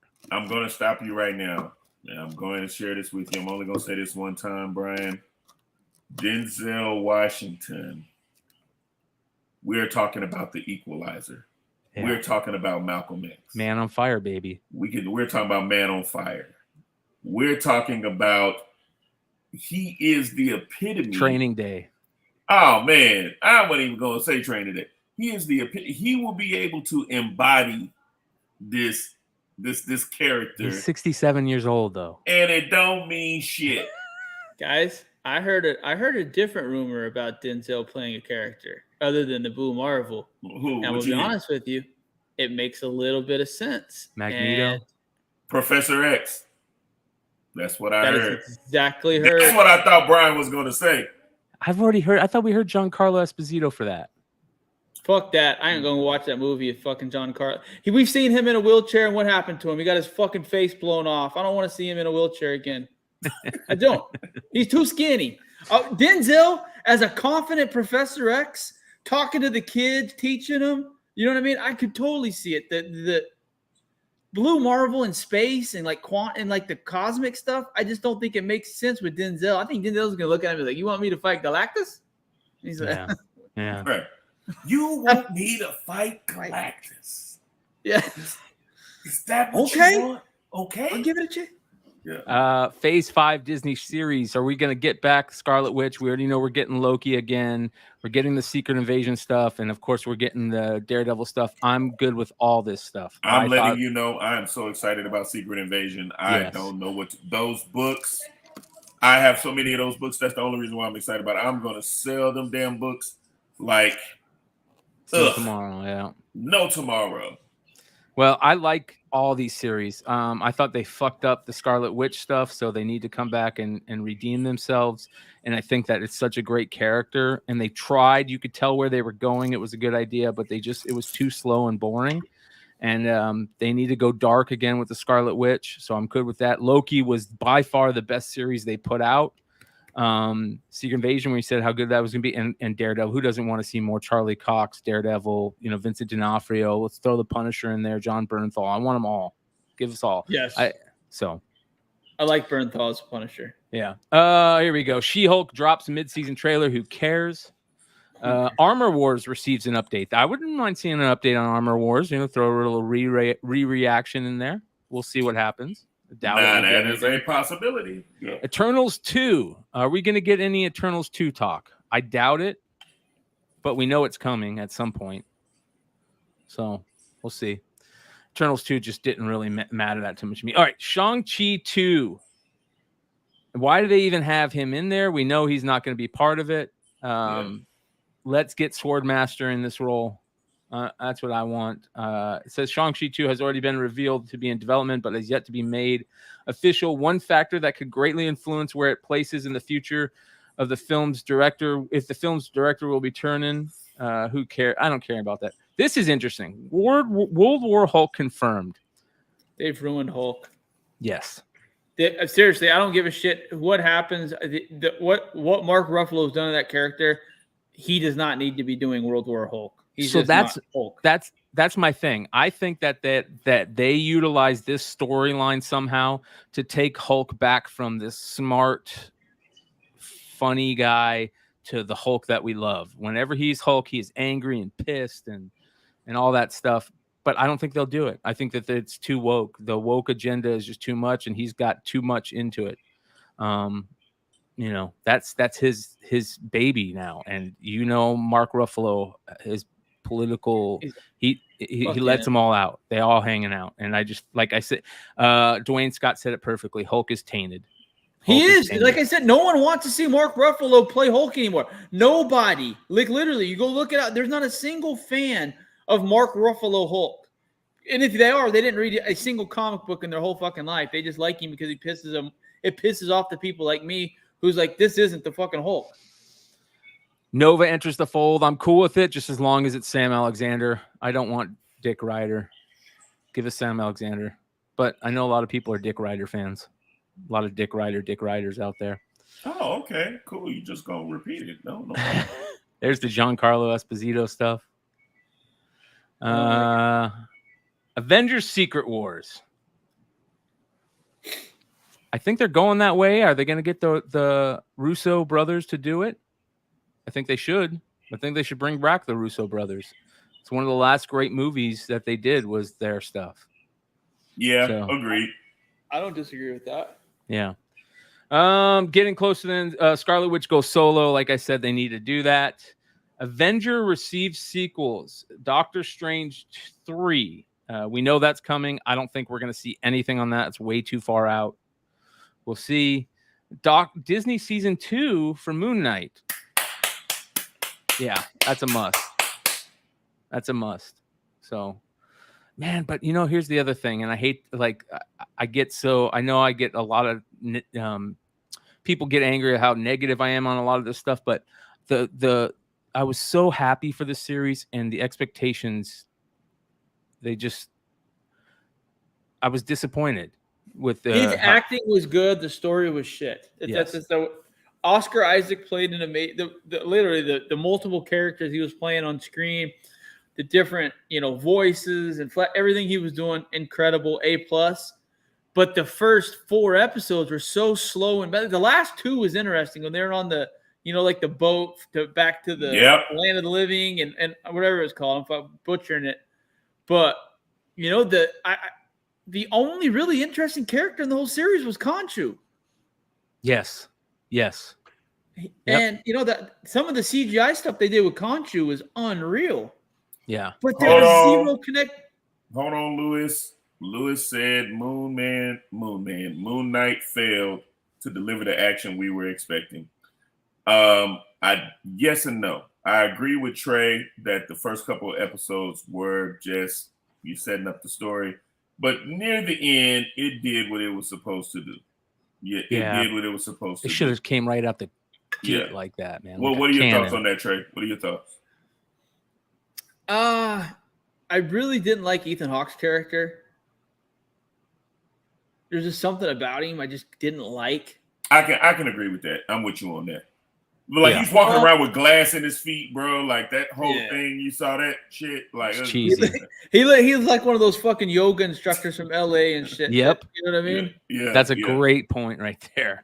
That's definitely what it felt like. I thought they kind of. I'm gonna butcher it. It was the Silver Scarab. Mm-hmm. They fucking shoehorned that into the story. It didn't need to happen. Literally, the director said he wanted to make a female Egyptian superhero, so they literally made a. It didn't really fit, but it's Disney, and people are gonna get mad. So, here's the X-Men stuff. I think expectations are just crazy for X-Men stuff. At this point, anything they announce, people are going to go crazy for. I'm just bummed because I thought that all the stuff that happened with, I thought that McAvoy plays a great Professor X. I thought that the dude that played, what's the dude that plays Magneto's name? This dude's name? Ian Keller or Sir Ian? That's exactly Eric. Ian McKellen. Yeah, Ian McKellen. No, this guy right here. Oh, Fassbender. Fassbender. Yeah. Fassbender was amazing as Magneto. Yeah. I would be cool with those two guys coming back. Totally cool with that. I'm great with those characters. I thought Fassbender was Ian McKellen needs to go fucking away. He's too fucking old. I think they both need to go away.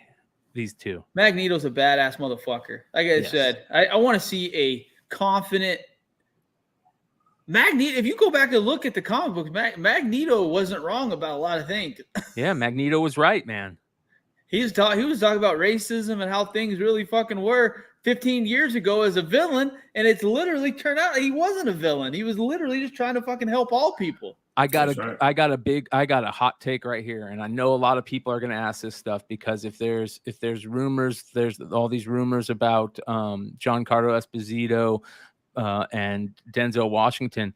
Could one of those guys play Magneto and get away with it? No, No, right? Because of the backstory of Magneto. I thought John I don't think Carlos that would work. Esposito was not very good in Mandalorian. I agree. I thought him with the lightsaber duel, the dark sable, he looked so out of place. Like he's not an action guy. Like you know what I mean? Like what was so good In about his him in Breaking uniform. Bad when he's doing it smooth, methodical. He just looked like it was too fast and rushed in the Star Wars stuff. So I just don't think he would be. I don't know. He's a talented actor. Obviously, he's really good. And I Nate just don't know. 138 brings up exactly where I'm going with this because that is what I want. I want I could do a Magneto solo story, man, and have him go deep dive more into the camps as a kid and how that, all that stuff and him being. Do you remember in 3? Yes. At the beginning when they took his fucking mom and they see his power for that, 100% like do that times 15 where he just kills everyone. Yeah, you show his anger, his hate, like. That's why Magneto to me is such a great character because not only does he have all that stuff and it's justified because of where he's come from in his life, the experience he's had, but then you also got that hero story where he becomes a good guy, right? He's like not a terrible person, but he's seen humanity at its worst, and it's hard for somebody like that to become a good guy, and he has that good guy part about him. So I would love to see a Magneto solo story. I don't think we're ever going to get in. Brad, Magneto was a supremacist as he saw the mutants as a superior race. I mean, can the fucking mutants terraformed Mars with 5 of them? The humans couldn't do it. So I mean, it's stupid that we're having this argument, but mutants are superior. They fly around. They can do all kinds of shit that Homo sapiens can't in comic books. So he really wasn't wrong. I mean, they can do things that other people can't. Yeah. Lewis says this, they can make it a different country or nation. They could do that. I could see make it where he literally wipes out fucking half the Nazis in a county when he figures out his powers. Who cares? It'd be badass. Yep. That's what I want to see. Just fucking wrapping barbed wire and decapitating people, please. The next biggest thing next to the mutants is Fantastic Four, and there's more. And I was so mad when the rumors were coming out that they weren't going to have Krasinski play Miss Reed Richards because I think Krasinski is the perfect casting for Reed Richards. I think you have to continue with that casting. So we'll see if that happens. That'll be interesting. Kevin Feige is one of those guys, though. He didn't like being told what he should do. If someone says that they should do something, he usually pivots a completely different direction. That's why I don't think Krasinski's going to be Reed Richards. I think don't think so? A red herring. That's interesting. I think Doom stuff is the ones the stuff that I'll be most excited for if we get more Doom stuff, right? We know we're going to get them at the end of Black Panther. That's basically come out as, unless they change it, but I want to see the Doom stuff, and more than anything, I want to see Doom without the fucking Fantastic Four. You don't have to bring Doom in with the Fantastic Four. Doom doesn't need to be part of FF. Thank you. Phase 6 slate gets completed, so we'll see what's going on with that. The more of the Kang stuff. I'm interested to see more of the Kang stuff. I think Kang's a great Phase 5 villain or whatever. We'll see how it plays out. I think the guy that plays him, Jonathan Majors, great fucking actor. I mean, amazing. He was so good in Loki. Lovecraft Country. Lovecraft Country. That was good too. Yeah. Jonathan Majors is awesome. So, now, Brad, you're a fucking 1,000% correct on that, sir. There's some big shit going to still happen in the Marvel comic universe with the Maker. People still forget during that whole fucking Cates run that they literally perfected the synthetic Venom symbiote from the Ultimate Universe. He patched the problems that Reed Richards had with the real symbiote during the Null stuff and went off back to his multiverse. So there's going to be speculation there at some point in time because Cates left some nuggets. People, It's like the Black Winter from Thor. Remember how high that book was? I think it was Thor 4 and 5. Remember how crazy that book went? Yeah. And how it's by that Everything. book. Again, Donny Black Winters. Cates. I don't know what's up with Donny Marvel. Cates. I have a bad feeling that Donny Cates is not in a good place. And I think you guys know where I'm going with that. And wait, what happened? I think, I hate to say it, but I have a feeling that dude's relapsed, and that dude is not doing good. He's off Twitter now, right? Yeah, man. I've heard a lot of people that have hung out with him and kind of said, yeah, he seems like he might have fallen off. And I hope to God not, but I wouldn't be surprised. So we'll see. Much love to that guy if that's the case. All right, that is the D23 stuff. What are you guys most excited for that could happen? Is there one thing that is the thing that you're most excited to hear about? Anything possibility with Doom, connective tissue, and anything that will get an idea of when we might see a real X-Men. Yep. Not Kamala Khan as a mutant, none of this shit. I want to see fucking Cyclops, Jean Grey, Wolverine, Storm, Beast, Colossus, Gambit, fucking Rogue, and that's who I want to see. I want to see that team. Sync. Yeah. There's actually some really cool new mutants out there, but what if was okay? I didn't hate good. What if. I just thought the ending when the Beyonder fighting was fucking dumb as shit. Yeah. Yeah, like when my man looked into the screen and he was like, well, wait a minute, you can see me? And I was like, yeah. Oh, shit. Yeah, no, it was literally when he started fighting with the gauntlets and shit against this. I was like, okay, they jumped the shark a little bit. Yeah. Marcus, what are you looking forward to? As far as the D23? Oh, just all confirming all the shit that we know. Denzel is in there, and that they find something to do with Krasinski. I do believe, to Trey's point and Brad's point, Krasinski coming back as the maker would just set this shit off, man. It would be so cool. Fucking cool. If Council of Reeds. Yeah, that would be really cool, man. The Secret Invasion shit, I'm definitely looking for that. Definitely looking to see Samuel Jackson back as well. Like, doing shit. Like, that's doing shit in the MCU as far as acting. Yeah. The one thing I'm looking for that I didn't say was I want to see just the littlest thing of Young Avengers. Yeah.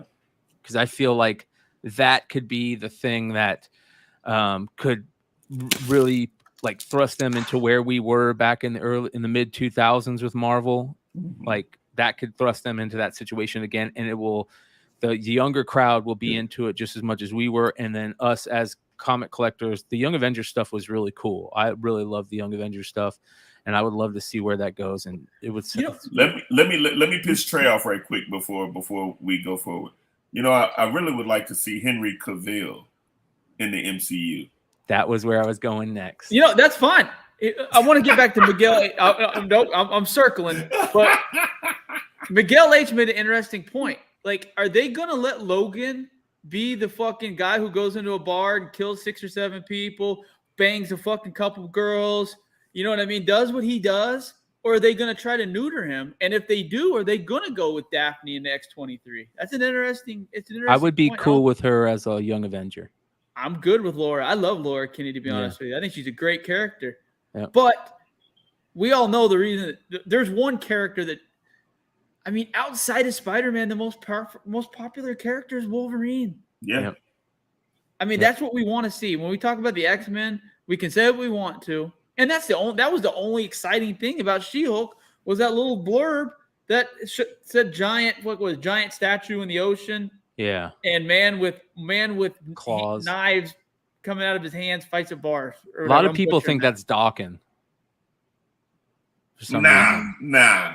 Yeah. You can't. Yeah. I agree. Yeah, that's that would totally be what fucking Disney would do. They would not bring Laura, or they wouldn't bring X-23 or fucking Wolverine. They'll bring his fucking bisexual son in. Yep. Well, it makes perfect sense. I just literally makes my stomach hurt, but that's exactly what they'll do. Well, Mark has brought up to me. He can fuck anything.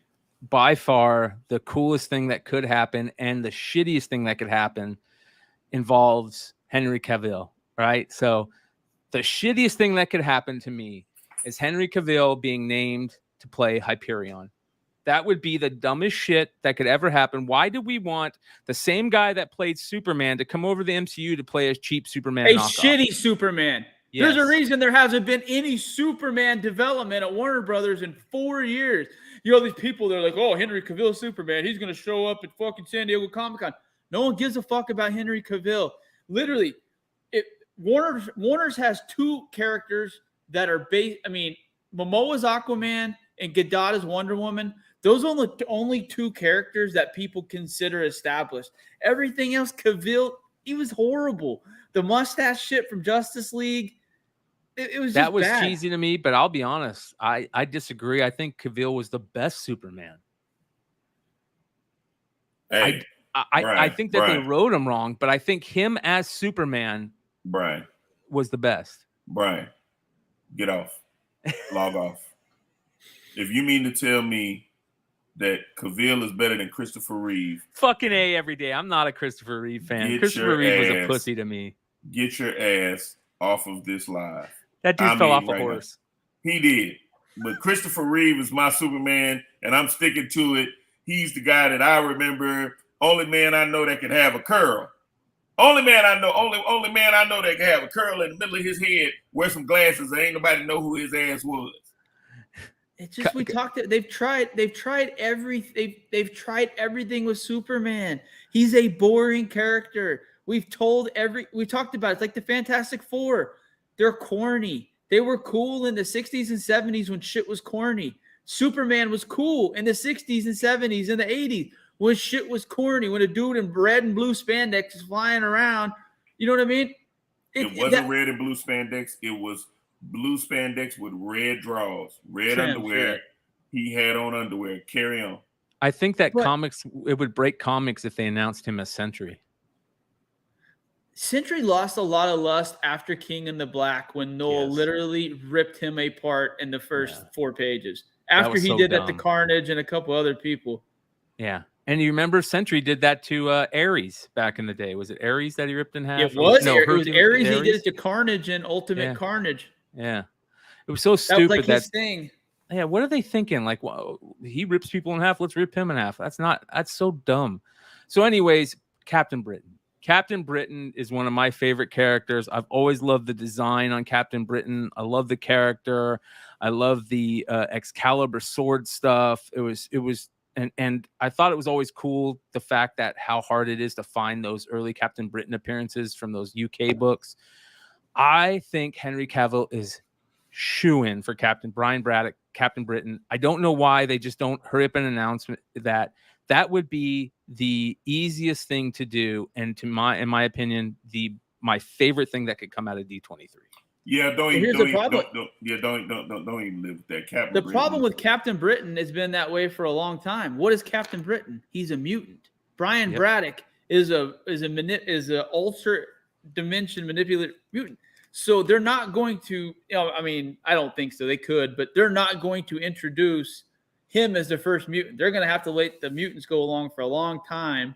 And then, like you said, they're going to have to either do something with Excalibur, or they could do maybe a weird multiverse Captain America thing and introduce him that way. I don't know. I don't know how they introduce him that makes sense. Because he is a mutant. What about through Blade and the whole MI13, Black Knight, Excalibur, Ebony Blade, that type of stuff? That could work. And that M13, Eric Hurd is 100% right. That MI13 run was so good. I love Jamie Madrox, right? The multiple man.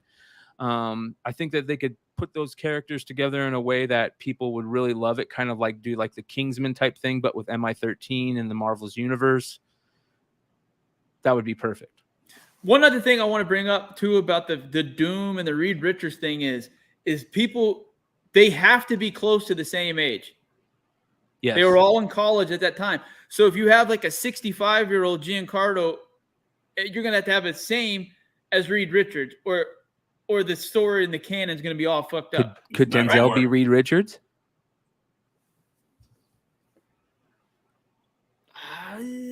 I just don't see Denzel playing a really heavy CGI character. That's just me. I don't see him sitting in the chair and playing and having to do a lot of the stuff that maybe the younger actors would do. I could be way off on this. I mean, Sylvester Stallone did the Guardian stuff. I mean, I could be way off on this.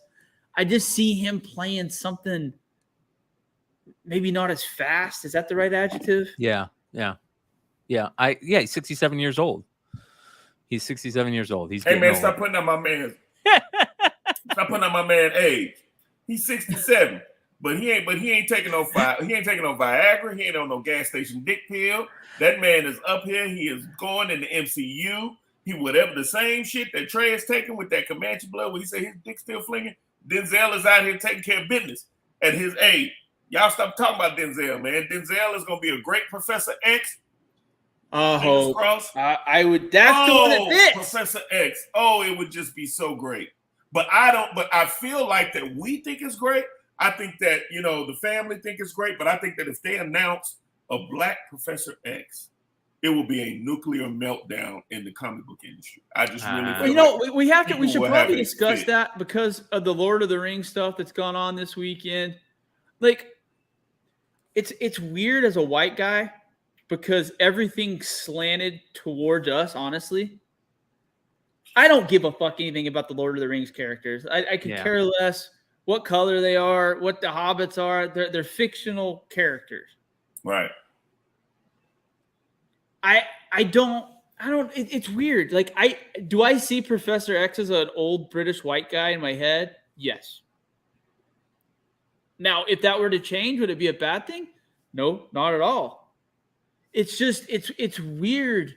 It's like the poor girl from Star Wars who got a bunch of shit for absolutely no reason. Well, the only reason that she should have got shit is because the writers wrote her a horrible part. You're not wrong. It was terrible. But she wasn't a bad actress. I mean, she had an interesting character. I thought she was bad in that. But she is a good actress. That show she was in before that she did really good job in that. Dude, anybody watching the new fucking House of Dragon? Yes, bro. It's like porno, bro. Like I was watching it with my kids the first episode, and then they got to a sex scene. And it's like you looking like naked ass and all kind of stuff. I was like, oh shit, what's going on? Episode 3 might have caught some wind at the end. I was up out of my chair excited when that episode ended. Yeah. Up until that episode 3, it was all garbage to me.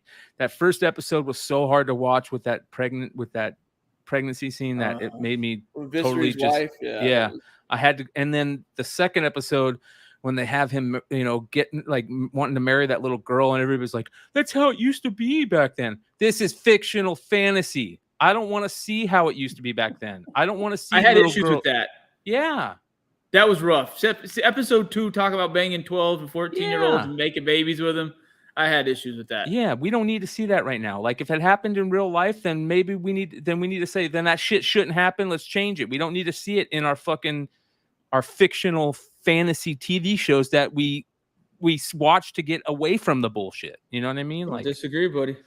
So, anyways, but I will agree. Episode 3 changed everything. Episode 3 was kind of like, okay, I like this. It's so weird though how like characters are mad. Like Tolkien would have only wanted white fucking. No, he wouldn't. Yeah. He wasn't fucking thinking.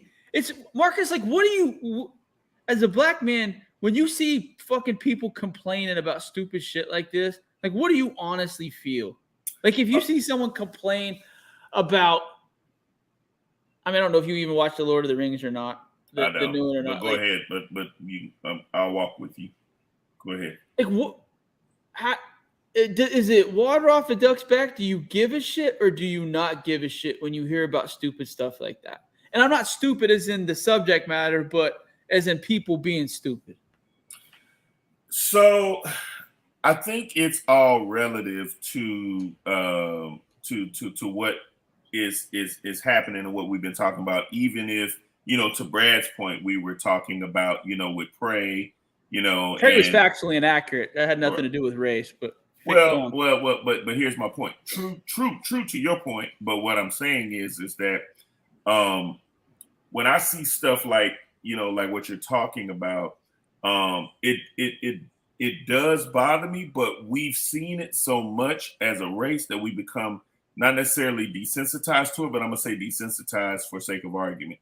It's like, it's like, okay, well, here we go again. People won't accept diversity. You know what I'm saying? People won't accept, change. People won't accept something different because in their mind, this is how they see it, and this is what it needs to be. And so I can't speak for everybody in this race, but I can speak for me and just my people that I hang around. We feel the blow. So it's almost like this, and this is a great example. To my child, my son, he's 11 years old. Because of everything that's happening in the world right now, I have to prepare my son. Hey man, if you're in a car with people, this is how you need it, because it's happening so much that I have to prepare him. So if he's ever in a scenario, he knows how to respond. You see what I'm saying? How he knows how to respond to certain things. Hey bro, don't play with a toy gun. Hey, don't be out here doing this. Hey, don't do that. Like, I have to prepare him in a world where, other people don't have to prepare their child for stuff like that. You see what I'm saying? So I have to get him ready for things, whereas other people don't have to do that. So now relegating that back to Denzel playing Professor X in the context of what we're talking about, it wouldn't bother me. I would love it because it's Denzel, right? Me too. I know but the reality is that some people will still see will see Professor X as Patrick Stewart. Or why didn't they go and get, McAvoy, or why didn't they go get, whatever, not looking at the depth of the character that they're trying to grab into or to do something different. And it could just be that they want to do something different. But then, you got some people who will say, oh, Disney's trying to play the inclusion role. Oh, this is happening and that's happening. And so, you just run through that. So we've just become so desensitized to it. That's just like, hey, if it happens, it is what it is. Do you feel that any of this stuff is forced diversity? Because I love diversity. Like I said, that's where you get good food, you get good music, you get good television and things from diversity. But when it's shoehorned and force-fed, I think it can have the opposite effect. And I see a little bit of that going on right now. I could be wrong. But I almost think that some of these castings are almost done to be controversial to get people to talk about it like we are right now. I don't know. So I believe, yes, some of it is forced. I believe that some of it is a force. Again, in my world, in a perfect world, and this is my world and my world in and of itself. If you do play if Denzel plays Professor X, in my world, if we're dealing with multiverse, it needs to be, a different universe where Professor X is black. You see what I'm saying? Like, I'm good with that, because that's like, okay, whatever. But if they're replacing Patrick Stewart with Professor X, I already know that the fallout of that, see, that's a force to me. You see what I'm saying? That's a full-on force, because he wasn't wrote that way, if that makes any sense. He's wrote to be who he is in the comics. Just like, with Samuel Jackson, you know what I'm saying? I think Samuel Jackson just fit the part. They were trying to do something different, made it all make sense.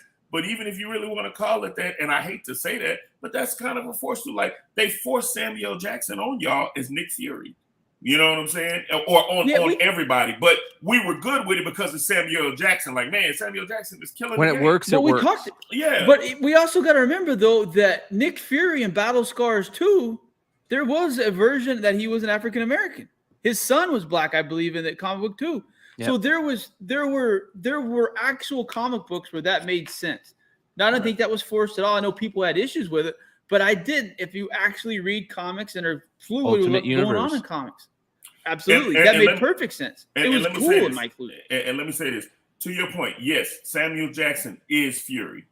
Period. I'm not here to dispute that. I'm not here to dispute that. But what I am saying is, well, let's talk about force over what needs to be. See, in my world, to make it bring it home, right? Or to bring it home. Imagine Black Panther and they take the mask off as Tom Cruise. It would be a nuclear damn meltdown. Everybody be like, oh my God, what is going on It's Tom not funny, Cruise but I is mean, Black Panther, right?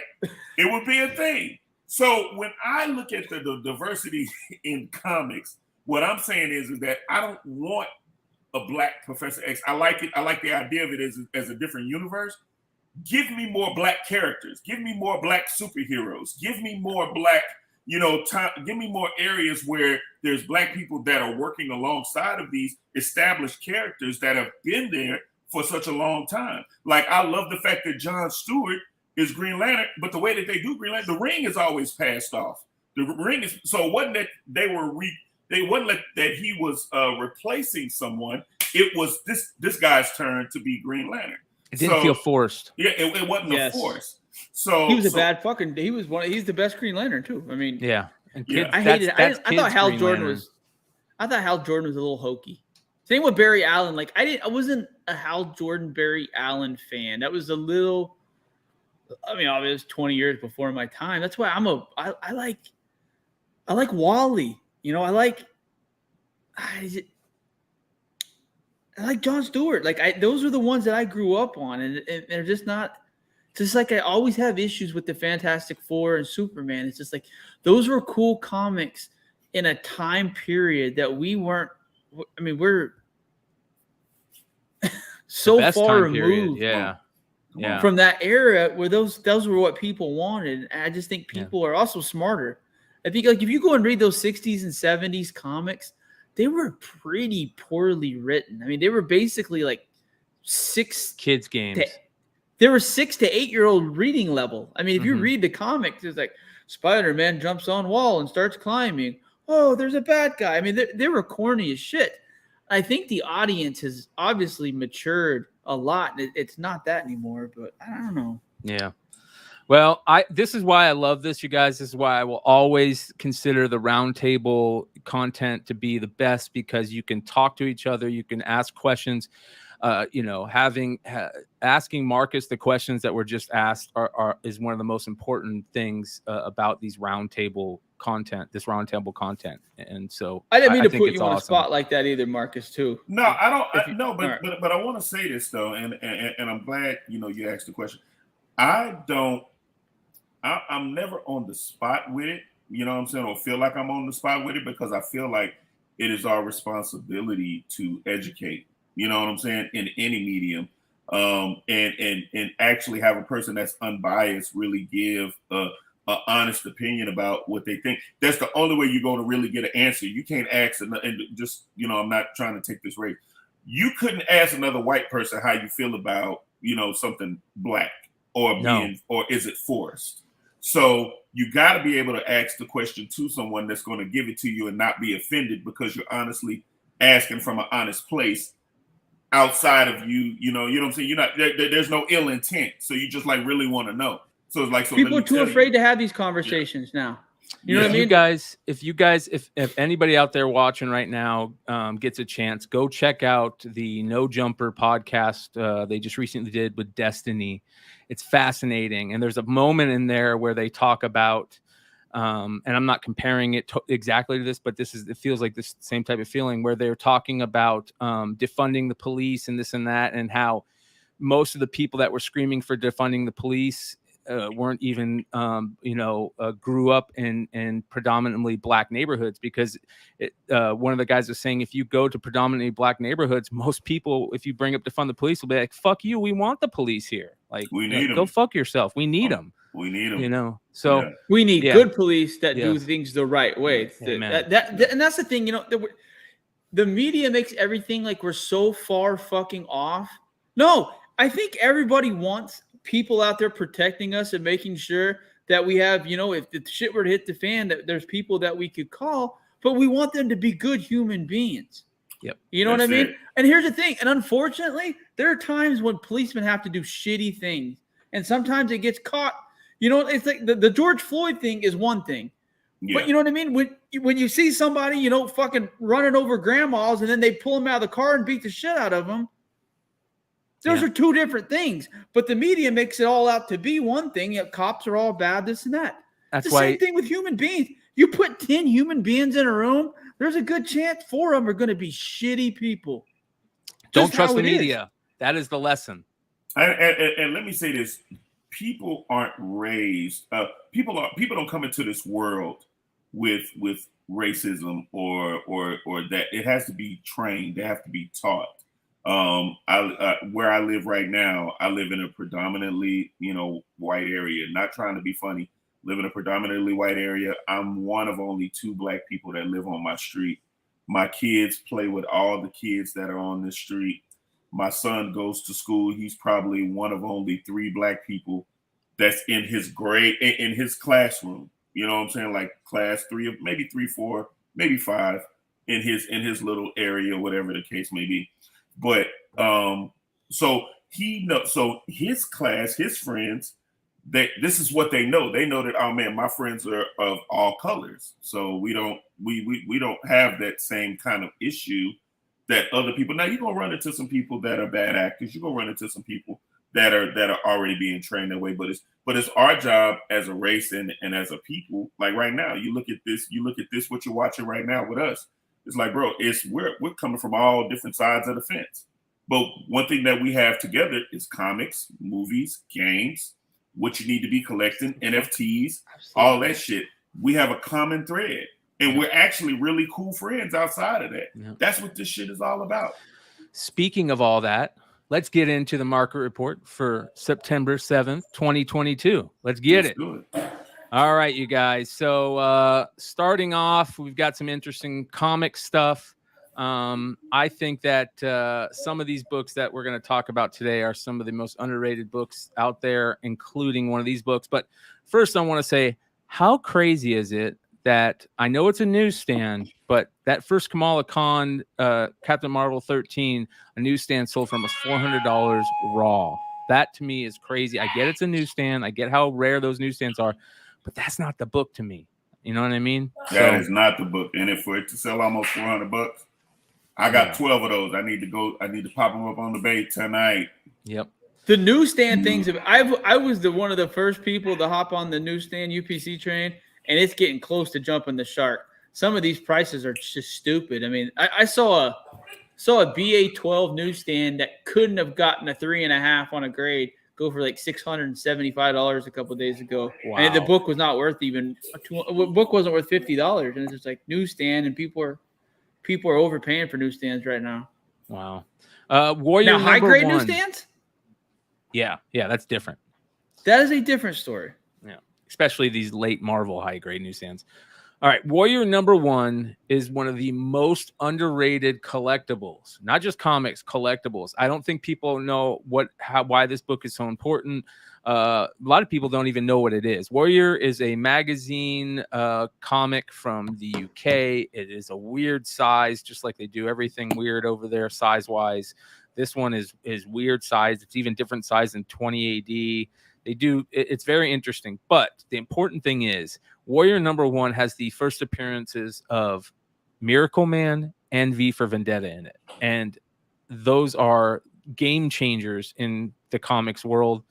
A 7.5 CGC sold for $760. And I love the fact that CGC is grading these now. So for the longest time, they didn't grade these. And now they finally are able to grade them. Spawn 229 sketch variant, a CGC 9.8 only sold for $404. You guys, that is such a great buy. That book right there is so hard to get in high grade. It doesn't press well. It's hard to press those books. They're so rare. Great sketch covers by McFarlane. Are you kidding me?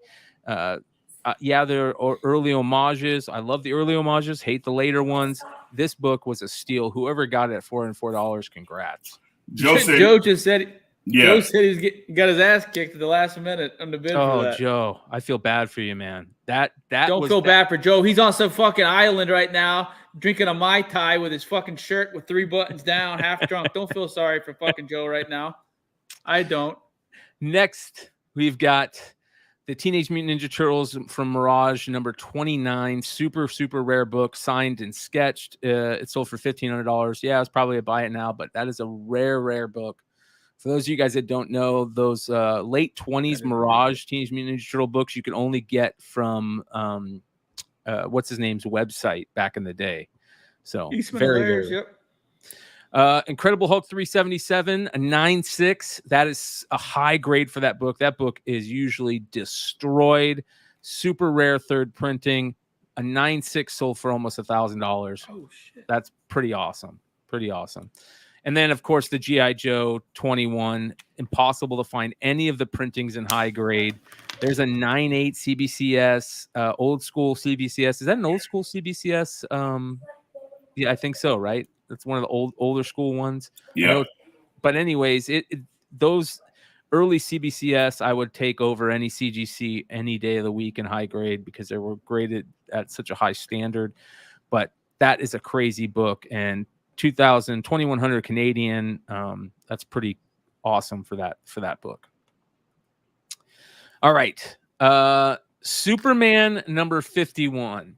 It is a raw copy that sold for probably a pretty decent amount from 1948, $635 for raw. But to be honest, I feel like that might have been a decent, price to pay for that. And a lot of people don't know this, but that Superman book, I believe, is the most famous Superman artist.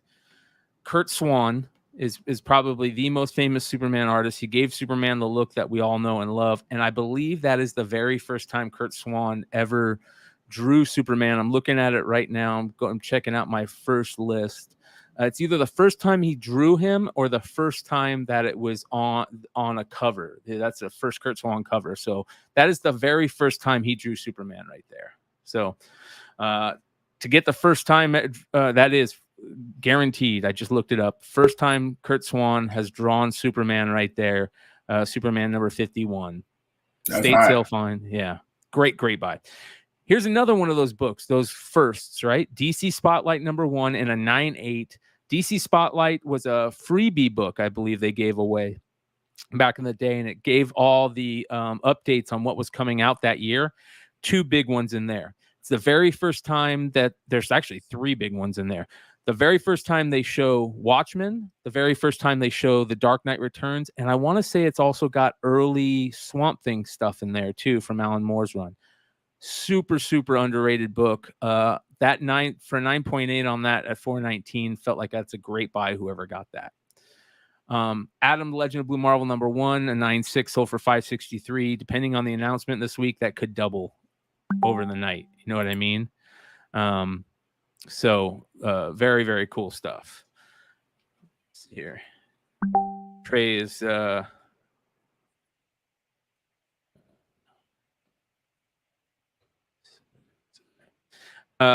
so next on this list, I don't understand why the Spawn 300 gold foil is selling that much. I don't get it. Hey Trey, I'm gonna mute you just so whenever you want to talk, just unmute yourself. Yeah.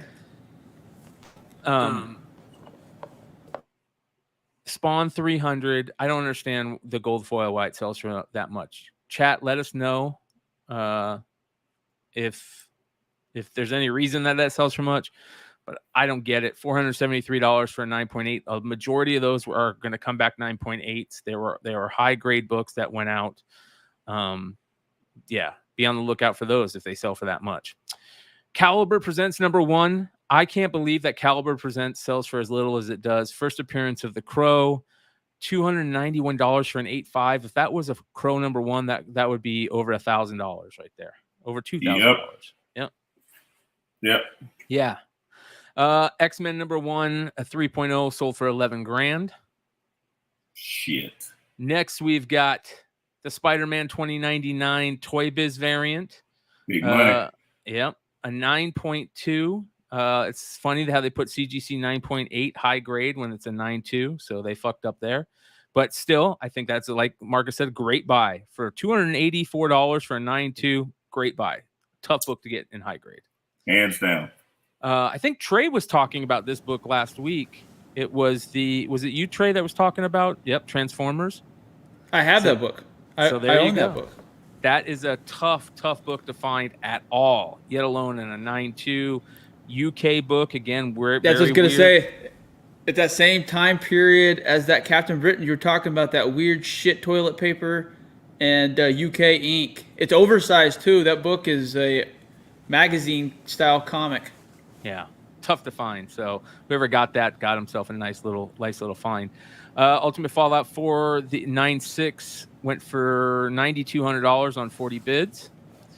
So that's interesting. That's dropped just a little bit, but it's been around that 10K mark, which is interesting for a 9.6. Yep.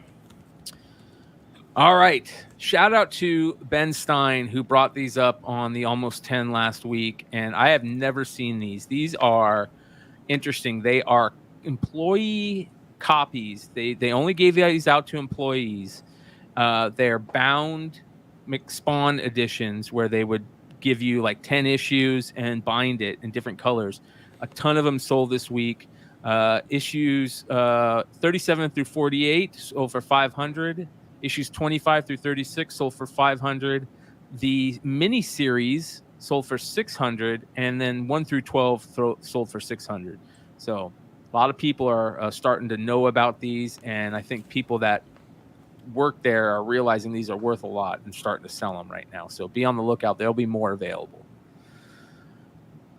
All right. Ooh. Yeah. G.I. Joe Heavy Metal loose. This is the came with the tank, the Mauler tank, and the reason why this figure sold for so much is it still had his microphone. There's a little tiny microphone that would go into his helmet, and it's 99% not there whenever you see this figure. And you can see how much it sells for when it's there. $600 on 16 bids. My grails for G.I. Joe are to own a Storm Shadow and a Snake Eyes like this. That Storm Shadow is so beautiful. What's the tag? What's the toy store tag? Can you see it? I can't see it, and I think it might be KB though. That looks like a KB toy. Yeah. I want a KB would make it fucking better. I think I really do. And I feel like $1,100 is probably a little low. I feel like that should be a $2,000 sale. I would have bought that if I saw it. Swear to know. God. Me too. Swear to God, I would have bought that for that price. Look how bright I'd have white moved some Storm shit to make Shadow. that happen. Yeah. Make sure you guys, if you guys are looking for Storm Shadows, make sure the color is bright white.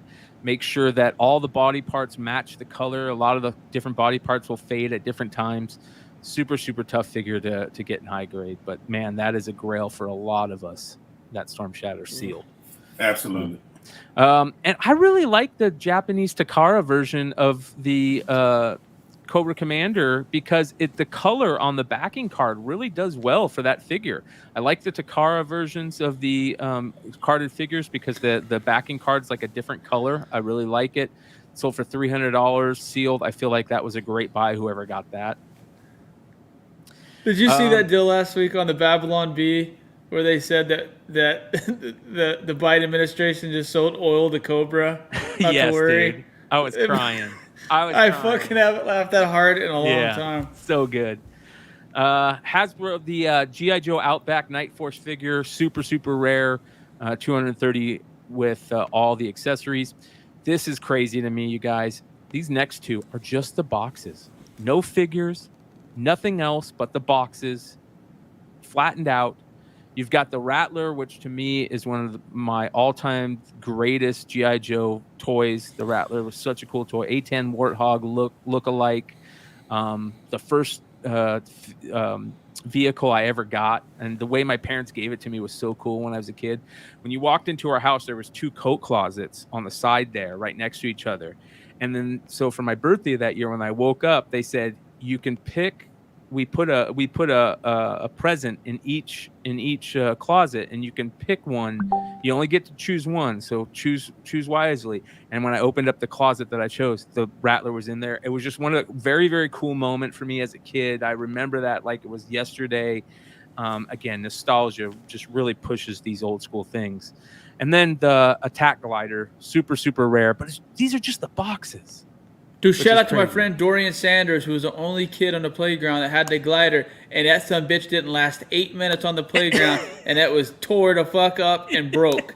Literally, shout out to Dorian for letting us play with his glider for 8 minutes. Hell yeah, man. Hell yeah. That everybody's talks about that glider that way.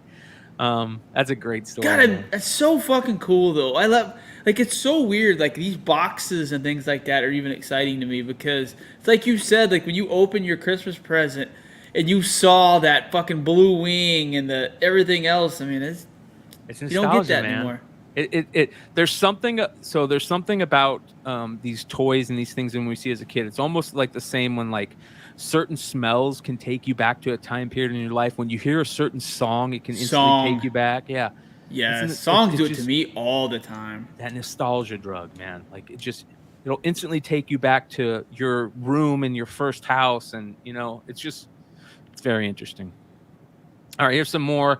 Battle Beast unopened Series 2, $271 on that. It's got the hippo and the jaguar. Those Battle Beasts, again, love those as a kid. Such a big fan of those. They were originally Transformers based, but when they brought them over to the United States, they wanted to separate them from the Transformers, so they made the little things on there, the little holograms, the thermal holograms. They changed them from the Transformers to water, earth, and fire. This is interesting. That Mondo Man, the Mondo Man thing. Who doesn't want a 12-inch man thing? There we go. Hit that joke. It is 12 inches. It is a designer vinyl figure, and it looks badass. That little tree on the top shoulder right there just makes the figure to me. I love that Mondo. I didn't know Mondo was doing vinyl figures, but it sold for $355 on 53 bids. How about this? I didn't know that they did Stretch Armstrong wrestlers. Stretch Armstrong Macho Man, unopened, sold for $317. It's open box, but it came with the box. That's crazy. I didn't even know those existed. Next, there's that Jordan Teenage Mutant Ninja Turtle. It is becoming a grail for people. It graded an AFA or CAS 85. $4,400. Yeah. That's cool, but let's get to these next two. These ones are huge. All right. So we all remember the Combiner figures. The Superion one wasn't the best one, but it sold for a ridiculous amount this week. An AFA 80 sold for $8,000 on 20 bids. And ladies and gentlemen, the Devastator was one of the greatest toys ever created when we were kids, by far. Yeah. Sold unopened an AFA 80 for $14,000 on 39 bids. I couldn't have afforded that, but I would have fucking... I need to follow this Wheeljack's Lab. Holy shit. Yeah, they're putting out great stuff. Dude, the best part of Transformers, the movie, was when Grimlock jumps out of the plane and fucking hits Devastator right in the chest, and the Dinobots go on the attack. The Dinobots get their ass kicked, but... Devastator was such a good character. Yeah, and I was a huge... Devastator is up there with Dinobots for me. The Dinobots were great too, man. The Dinobots were the miss.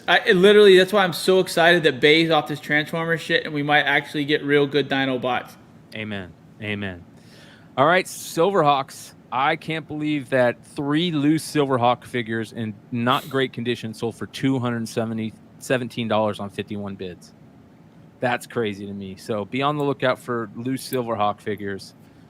There you go, I'm back for Silverhawks, baby. Listen, if I had the chance, bro, I would buy the IP for Silverhawks and bring that shit back. Munstar, all of that shit, bro. Silverhawks was it, bro. It was badass back in the day. I will say that. That's for sure. Yeah. Facts. I love original art. I think that original art is the pinnacle of collecting comics right now. And Jeff Darrow is one of those artists that if you can get an original piece from Jeff Darrow, you do it. He's so detailed, and if like Jeff Darrow art is amazing to me. There's nobody that is more detailed than Jeff Darrow, and he got a original piece from Hard Boiled, sold for almost $700 on 26 bids. We talked about the Jenna Jameson magazines last week selling for a lot. How about figures of Brianna Banks and Jenna Jameson and a couple others sold for $202 on 23 bids. This is what Adam Anthony's spending his fucking money on. Amen. Awesome Sauce is out there dropping Awesome major Sauce coins. is out there spending $202 on some new figures for the collection. Another tribe called. I'm sorry, Lord of Brooklyn said someone stole his Quicksilver. Oh, that heart. That. Yes. Oh. That's brutal. That's brutal. Go ahead. Tribe Called Quest, another Midnight Marauders tour guide hip hop art toy figures sold on 32 bids for $300. That's another one of those just iconic. Just seeing that, instantly taken back. So that's pretty cool. Here's what's interesting. So if you guys have you guys noticed that like sports events and concerts, they do this thing where they'll hand out these little wristbands that have like lights on them so everybody can get and they'll do things at certain times during the show and it makes the crowd light up. Well, there's one from Bad Bunny's concert sold for $1,300 recently. So save them, you guys. That's what happens when people get stimulus checks. Yep. Vinyl. We're going to get into vinyl at some point deep into the show. We got a lot of people who collect vinyl that are part of this show. And what is Marcus crying about? So that's what happened when you give people stimulus checks. I'm just... Trey. Jesus Christ. The Velvet Underground is... This album with the Velvet Underground and Nico is one of the probably top like 100 greatest albums of all time. And what's even better about this is it was Andy Warhol art that they had to do. So this is the original 67 vinyl that it's mono, and it sold for over $4,000. That's crazy. Next, some tickets. Ooh. We were talking about the Michael Jackson Motown 25 show recently, and there's one that just sold. Fuck. Yeah. $1,200. You could have had a ticket from when Michael Jackson first showed off the moonwalk. I don't know. I don't know if I would pay that much, but man, I don't think I would have gone $1,200 for it, but I think I'd have gone $350 for it. Yeah, and for $1,200, it better be in immaculate condition. I would have gone. I definitely would have paid $167 for this next one. Yes, unused full Nirvana ticket stub from '93 at New York Coliseum. For $167 is criminally low. That is awesome. I remember. In fact, it's unused. Yes, that's exactly. Somebody had a bad night. Yes. 64 Beatles ticket. That's crazy. $422. And what I like about this is it has the Beatles on the ticket like that. They're little Beatle heads. Look at the quality of that ticket. Yes. You know what I mean? When you got that in an envelope or someone handed it to you, like that was. We need to bring stuff back. Like I love the NFTs, like I do, but as ticket collectors, like what's gonna happen? I mean, there's something about those hard tickets that like you go to a baseball game that you got to actually hand and they tear. Yeah, it's gonna be interesting to see what tickets with the NFTs.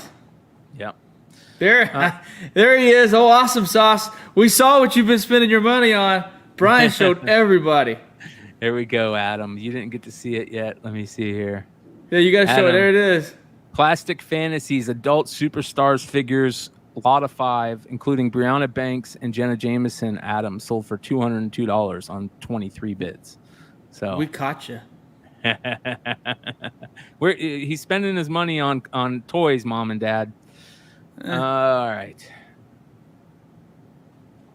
We got one more real quick, and then I got a couple to bring up full screen. 2 Selena figures. We've talked about Selena on here before. Anything with her is collectible, and these figures sold for should be. Yeah, $165 and $170. Pretty cool. Look at that Nirvana in Utero t-shirt. I remember that shirt like it was yesterday. I feel like it should be sitting in my closet somewhere. $1,200 on 38 bids for that shirt. That's pretty badass shirt. Yeah. And then a bronze Grateful Dead Steely belt buckle sold for $3,000. So be at your hippie uncle's house looking for those Steelies, you guys. I don't understand. I don't understand the Grateful Dead shit. It is so fucking weird. I think the art is cooler than the music. I'm not a big Grateful Dead fan. They've got No a one couple can. good songs. You get 100 people. 98 of them can't name a single Grateful Dead song. 98 out of 100. So you're not wrong. And if they can, it's Casey Jones or something like that off their Greatest Hits album. So, but the Steely design is a great design, and I love the roses and skeletons art that they do. That's cool. All right, you guys, let's get into some of the couple more, and then we're going to call it a day. We 75 live tonight. Thank you guys for joining us. It's been all the way through the end. All right. This is interesting. We were talking about this, I think, with Mel the other day. Mel was a big Dungeons and Dragons fan, and that figure with the blue headdress is one that he mentioned specifically. But this is a huge lot of them for $285. I figure that for $285, whoever got this got themselves a steal. They all look in very good condition. All of the accessories seem to be there. Pretty damn cool for all you Dungeons and Dragons fans out there. This is badass right here. Hasbro San Diego Comic-Con exclusive Transformers, but it's Optimus Prime, but it's Ghostbusters. And look What how year cool did this that come is. out? I don't remember, to be honest. That's what I felt like it came out a couple of years. Oh, 2019. 2019. That's badass. Yeah, dude, really cool. So this is the type of thing that I definitely would go search out just to take it out and play with it. You know what I mean? That's badass. So that's pretty cool. Next, we've got another G.I. Joe lot. Remember those G.I. Joe lots? This was less than $200 for this lot. Let's see if there's anything in here that's crazy. Look at this. See that Viper right there? This character right here. This Viper. A lot of people love the original Viper design. But this character right here, that Viper, is actually pretty rare. It came back when G.I. Joe was doing the... they had these backpacks that had like you'd press them and they would say things, and they made like 4 of them, and it's a really weird colorway on the Viper. So that Viper's tough to find. I didn't see the backpack or anything, but I don't. Other than that, there's a couple figures in here that are good, like the Sergeant Slaughter, a couple of vehicle figures that are tough to find. But for $200, I feel like that was a pretty decent buy. You get all the accessories. You get some figures that are messed up. Be looking for these lots of G.I. Joes. They're definitely worth taking a look at and keeping an eye on. Which canine is that? Did you see that in the lot? Yes. Yeah, that's Mutt and Junk. No, that's the MP. Yeah. The 09? Yeah, Yep. there it is. Yep. Cool. Sorry. I just... all right, where were we next? Daft Punk. Daft Punk figures from Bandai. These are actually kind of cool. $285 for these figures. I know there's a lot of Daft Punk fans out there, but this just I had to look this up just because of how Marcus started the show with his Daft Punk helmet on. All right, next we've got... Marcus is on that Kim Kardashian shit.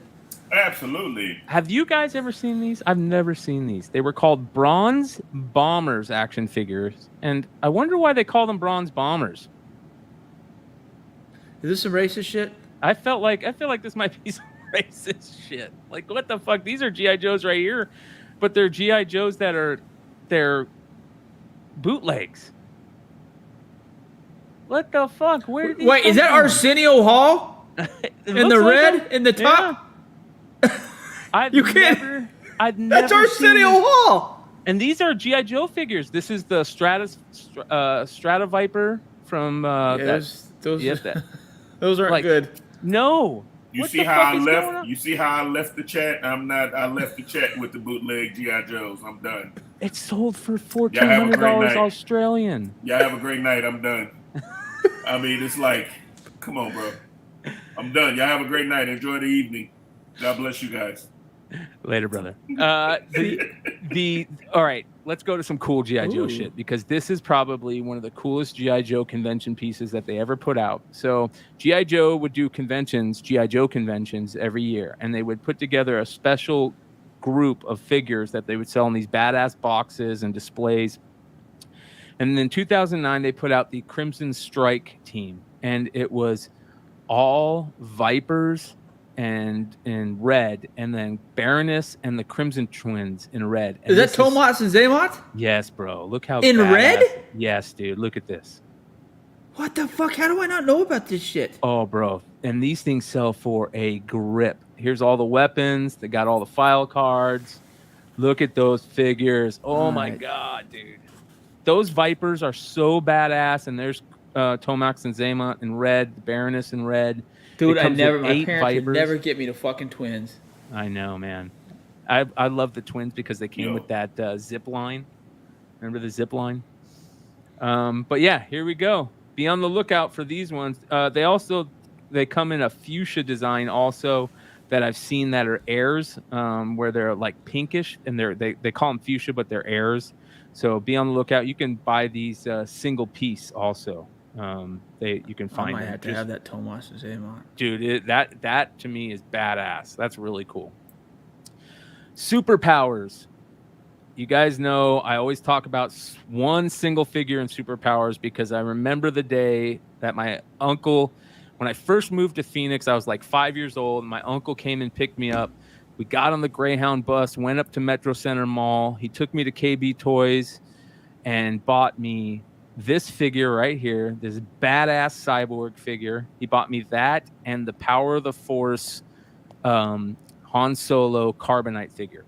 Those two figures would specifically be the most expensive figures on the secondary market for these runs. This cyborg figure is one of the rarest figures in the Superpower runs. It sells for ridiculous money, even loose, like hundreds of dollars loose in bad condition. And you had it? I had it. Yep. These $2,100 for the set. I feel like they got a great deal. That figure right there probably sells for close to that alone. And they got all of these figures. All these figures were tough to come by. Wait, who in the fuck is that? Yeah, that right there, that's Samurai, the one guy that would spin. That's a little racist now that we're looking at it. Golden Pharaoh. Shit in the 80s was just, they didn't give a fuck in the 80s.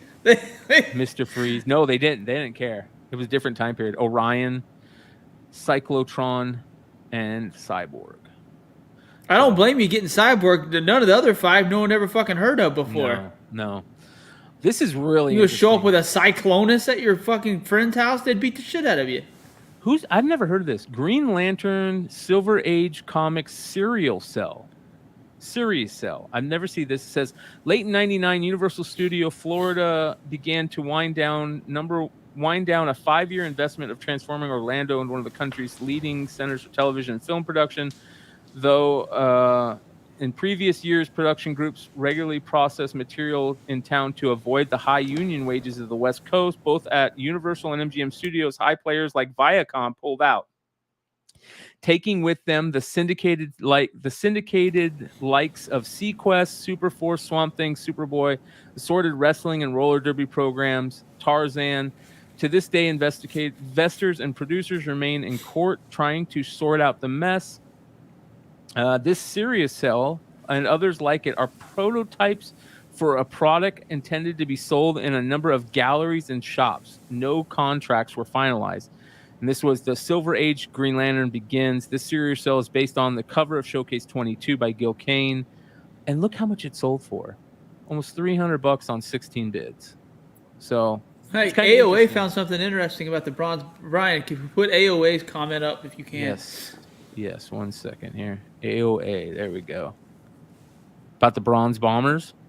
Yeah, 1988, the toy company Olmec, specializing in African-American themed toys, released a line of 3 3¼ G.I. Joe-like action figure named the Bronze Bomber. Okay. There we go. So Olmec was a decent-sized toy company, if I remember correctly. Well, it's crazy that they used... those are exact G.I. Joes. That's Dark Eddie Clone. Murphy. That's Eddie Murphy. I saw. Did you see the Arsenio one? Look at the top one. The top shelf one. That's Arsenio. Yeah. These guys, listen. That's Arsenio on fucking mushrooms.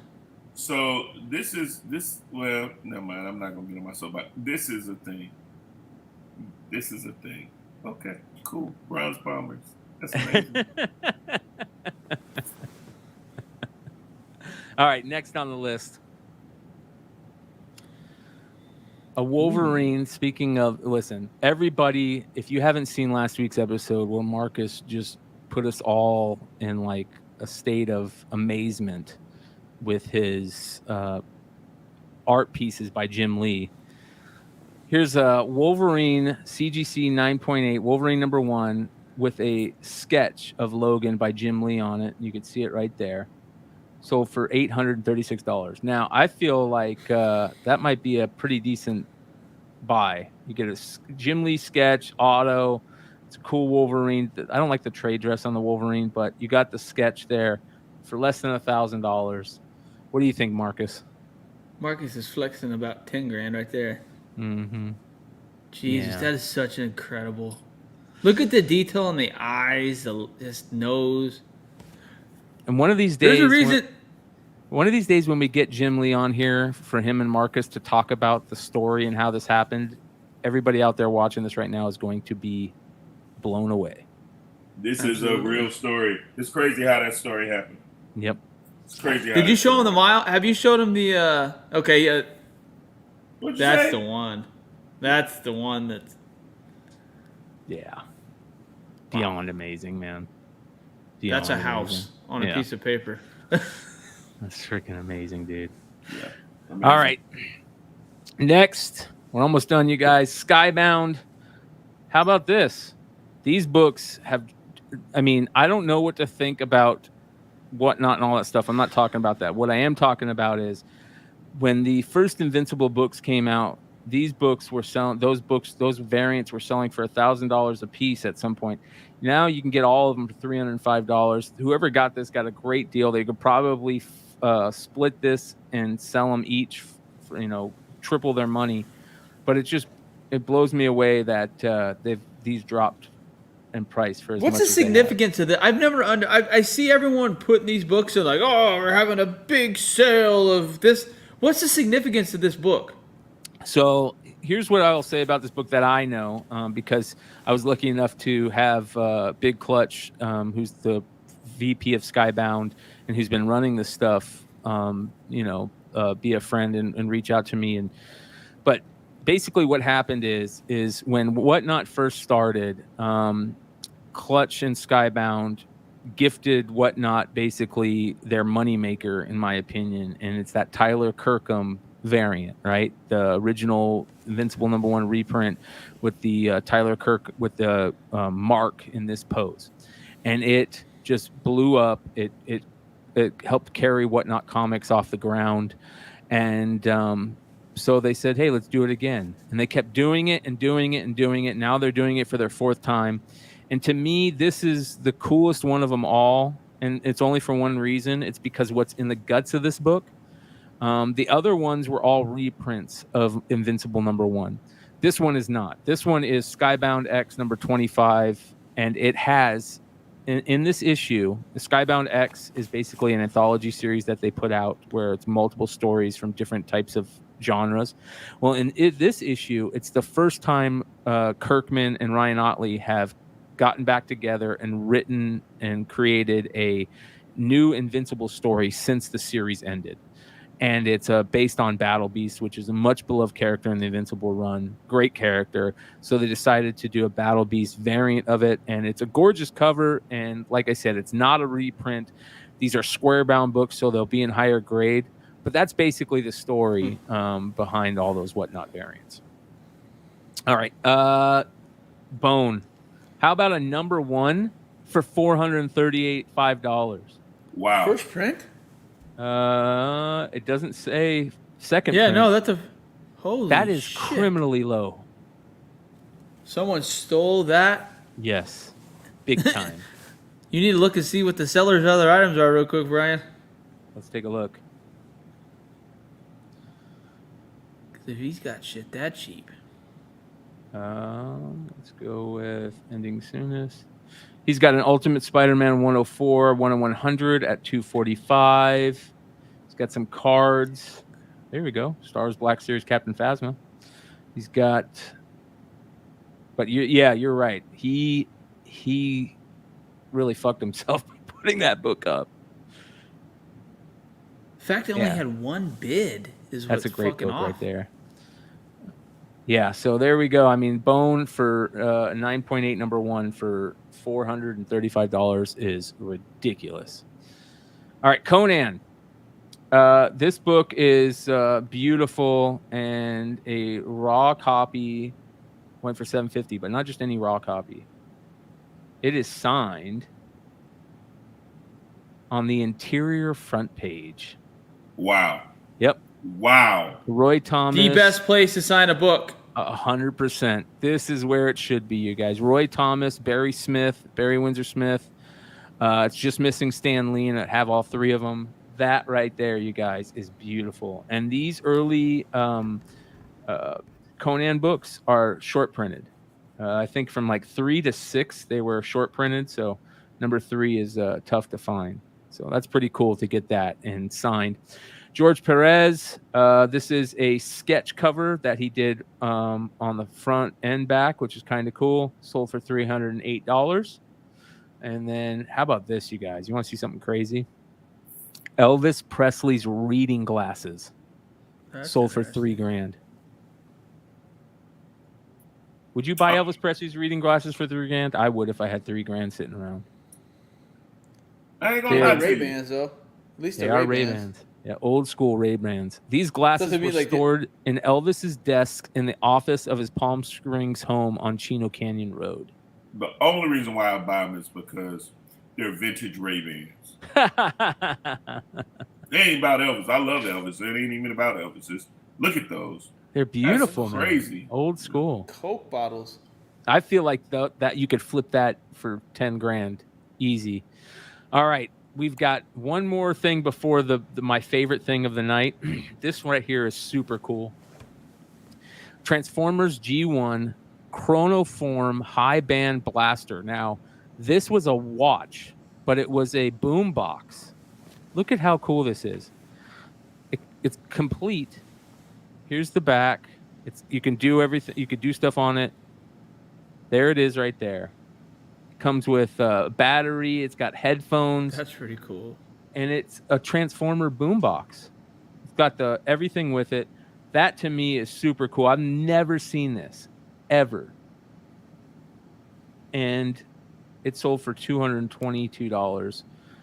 Still in the box. A little tore up, but that is freaking awesome right there. That's nice. That's super nice. All right. The coolest thing of the night to end the market report. Speaking of Tupac earlier on in the show, this is the 1996 Death Row promo poster of Machiavelli. This is crazy. It sold for $154. Talk about history. I think when this poster was put out, he was already dead, right? Because I think they were just putting out Machiavelli as he got killed. Like that one song just had dropped. And the reason why I love this is because if you look at like the little things, it's got the little Death Row records. Look at the Machiavelli logo. I love it. And he drew that when he was in prison. For the people that don't know, he drew that when he was in prison, when he was all reading all the Machiavelli, the prints and stuff, which to me is super historical. Here's the Death Row records thing, and it's not in great shape, but it doesn't matter, man. That's a super cool promo poster for me, being Machiavelli and the final album and all that stuff. So this sold, like I said, for super cheap, $154. Very cool. Ladies and gentlemen, that is the market report for September 7th, 2022. And that is also the show tonight. I want to thank these two guys for putting on a great show. 75 live till the end. Thank you to everybody that's hung out with us tonight. These shows are getting better and better. We're bringing you better and better content. And also, before we call it a night, I also want to say congratulations to our compadre, Vinnie Kumar, for his awesome winning of this BMI award. Pretty damn cool. Congratulations, Vinnie. That being said, we will see you guys next time. Adios.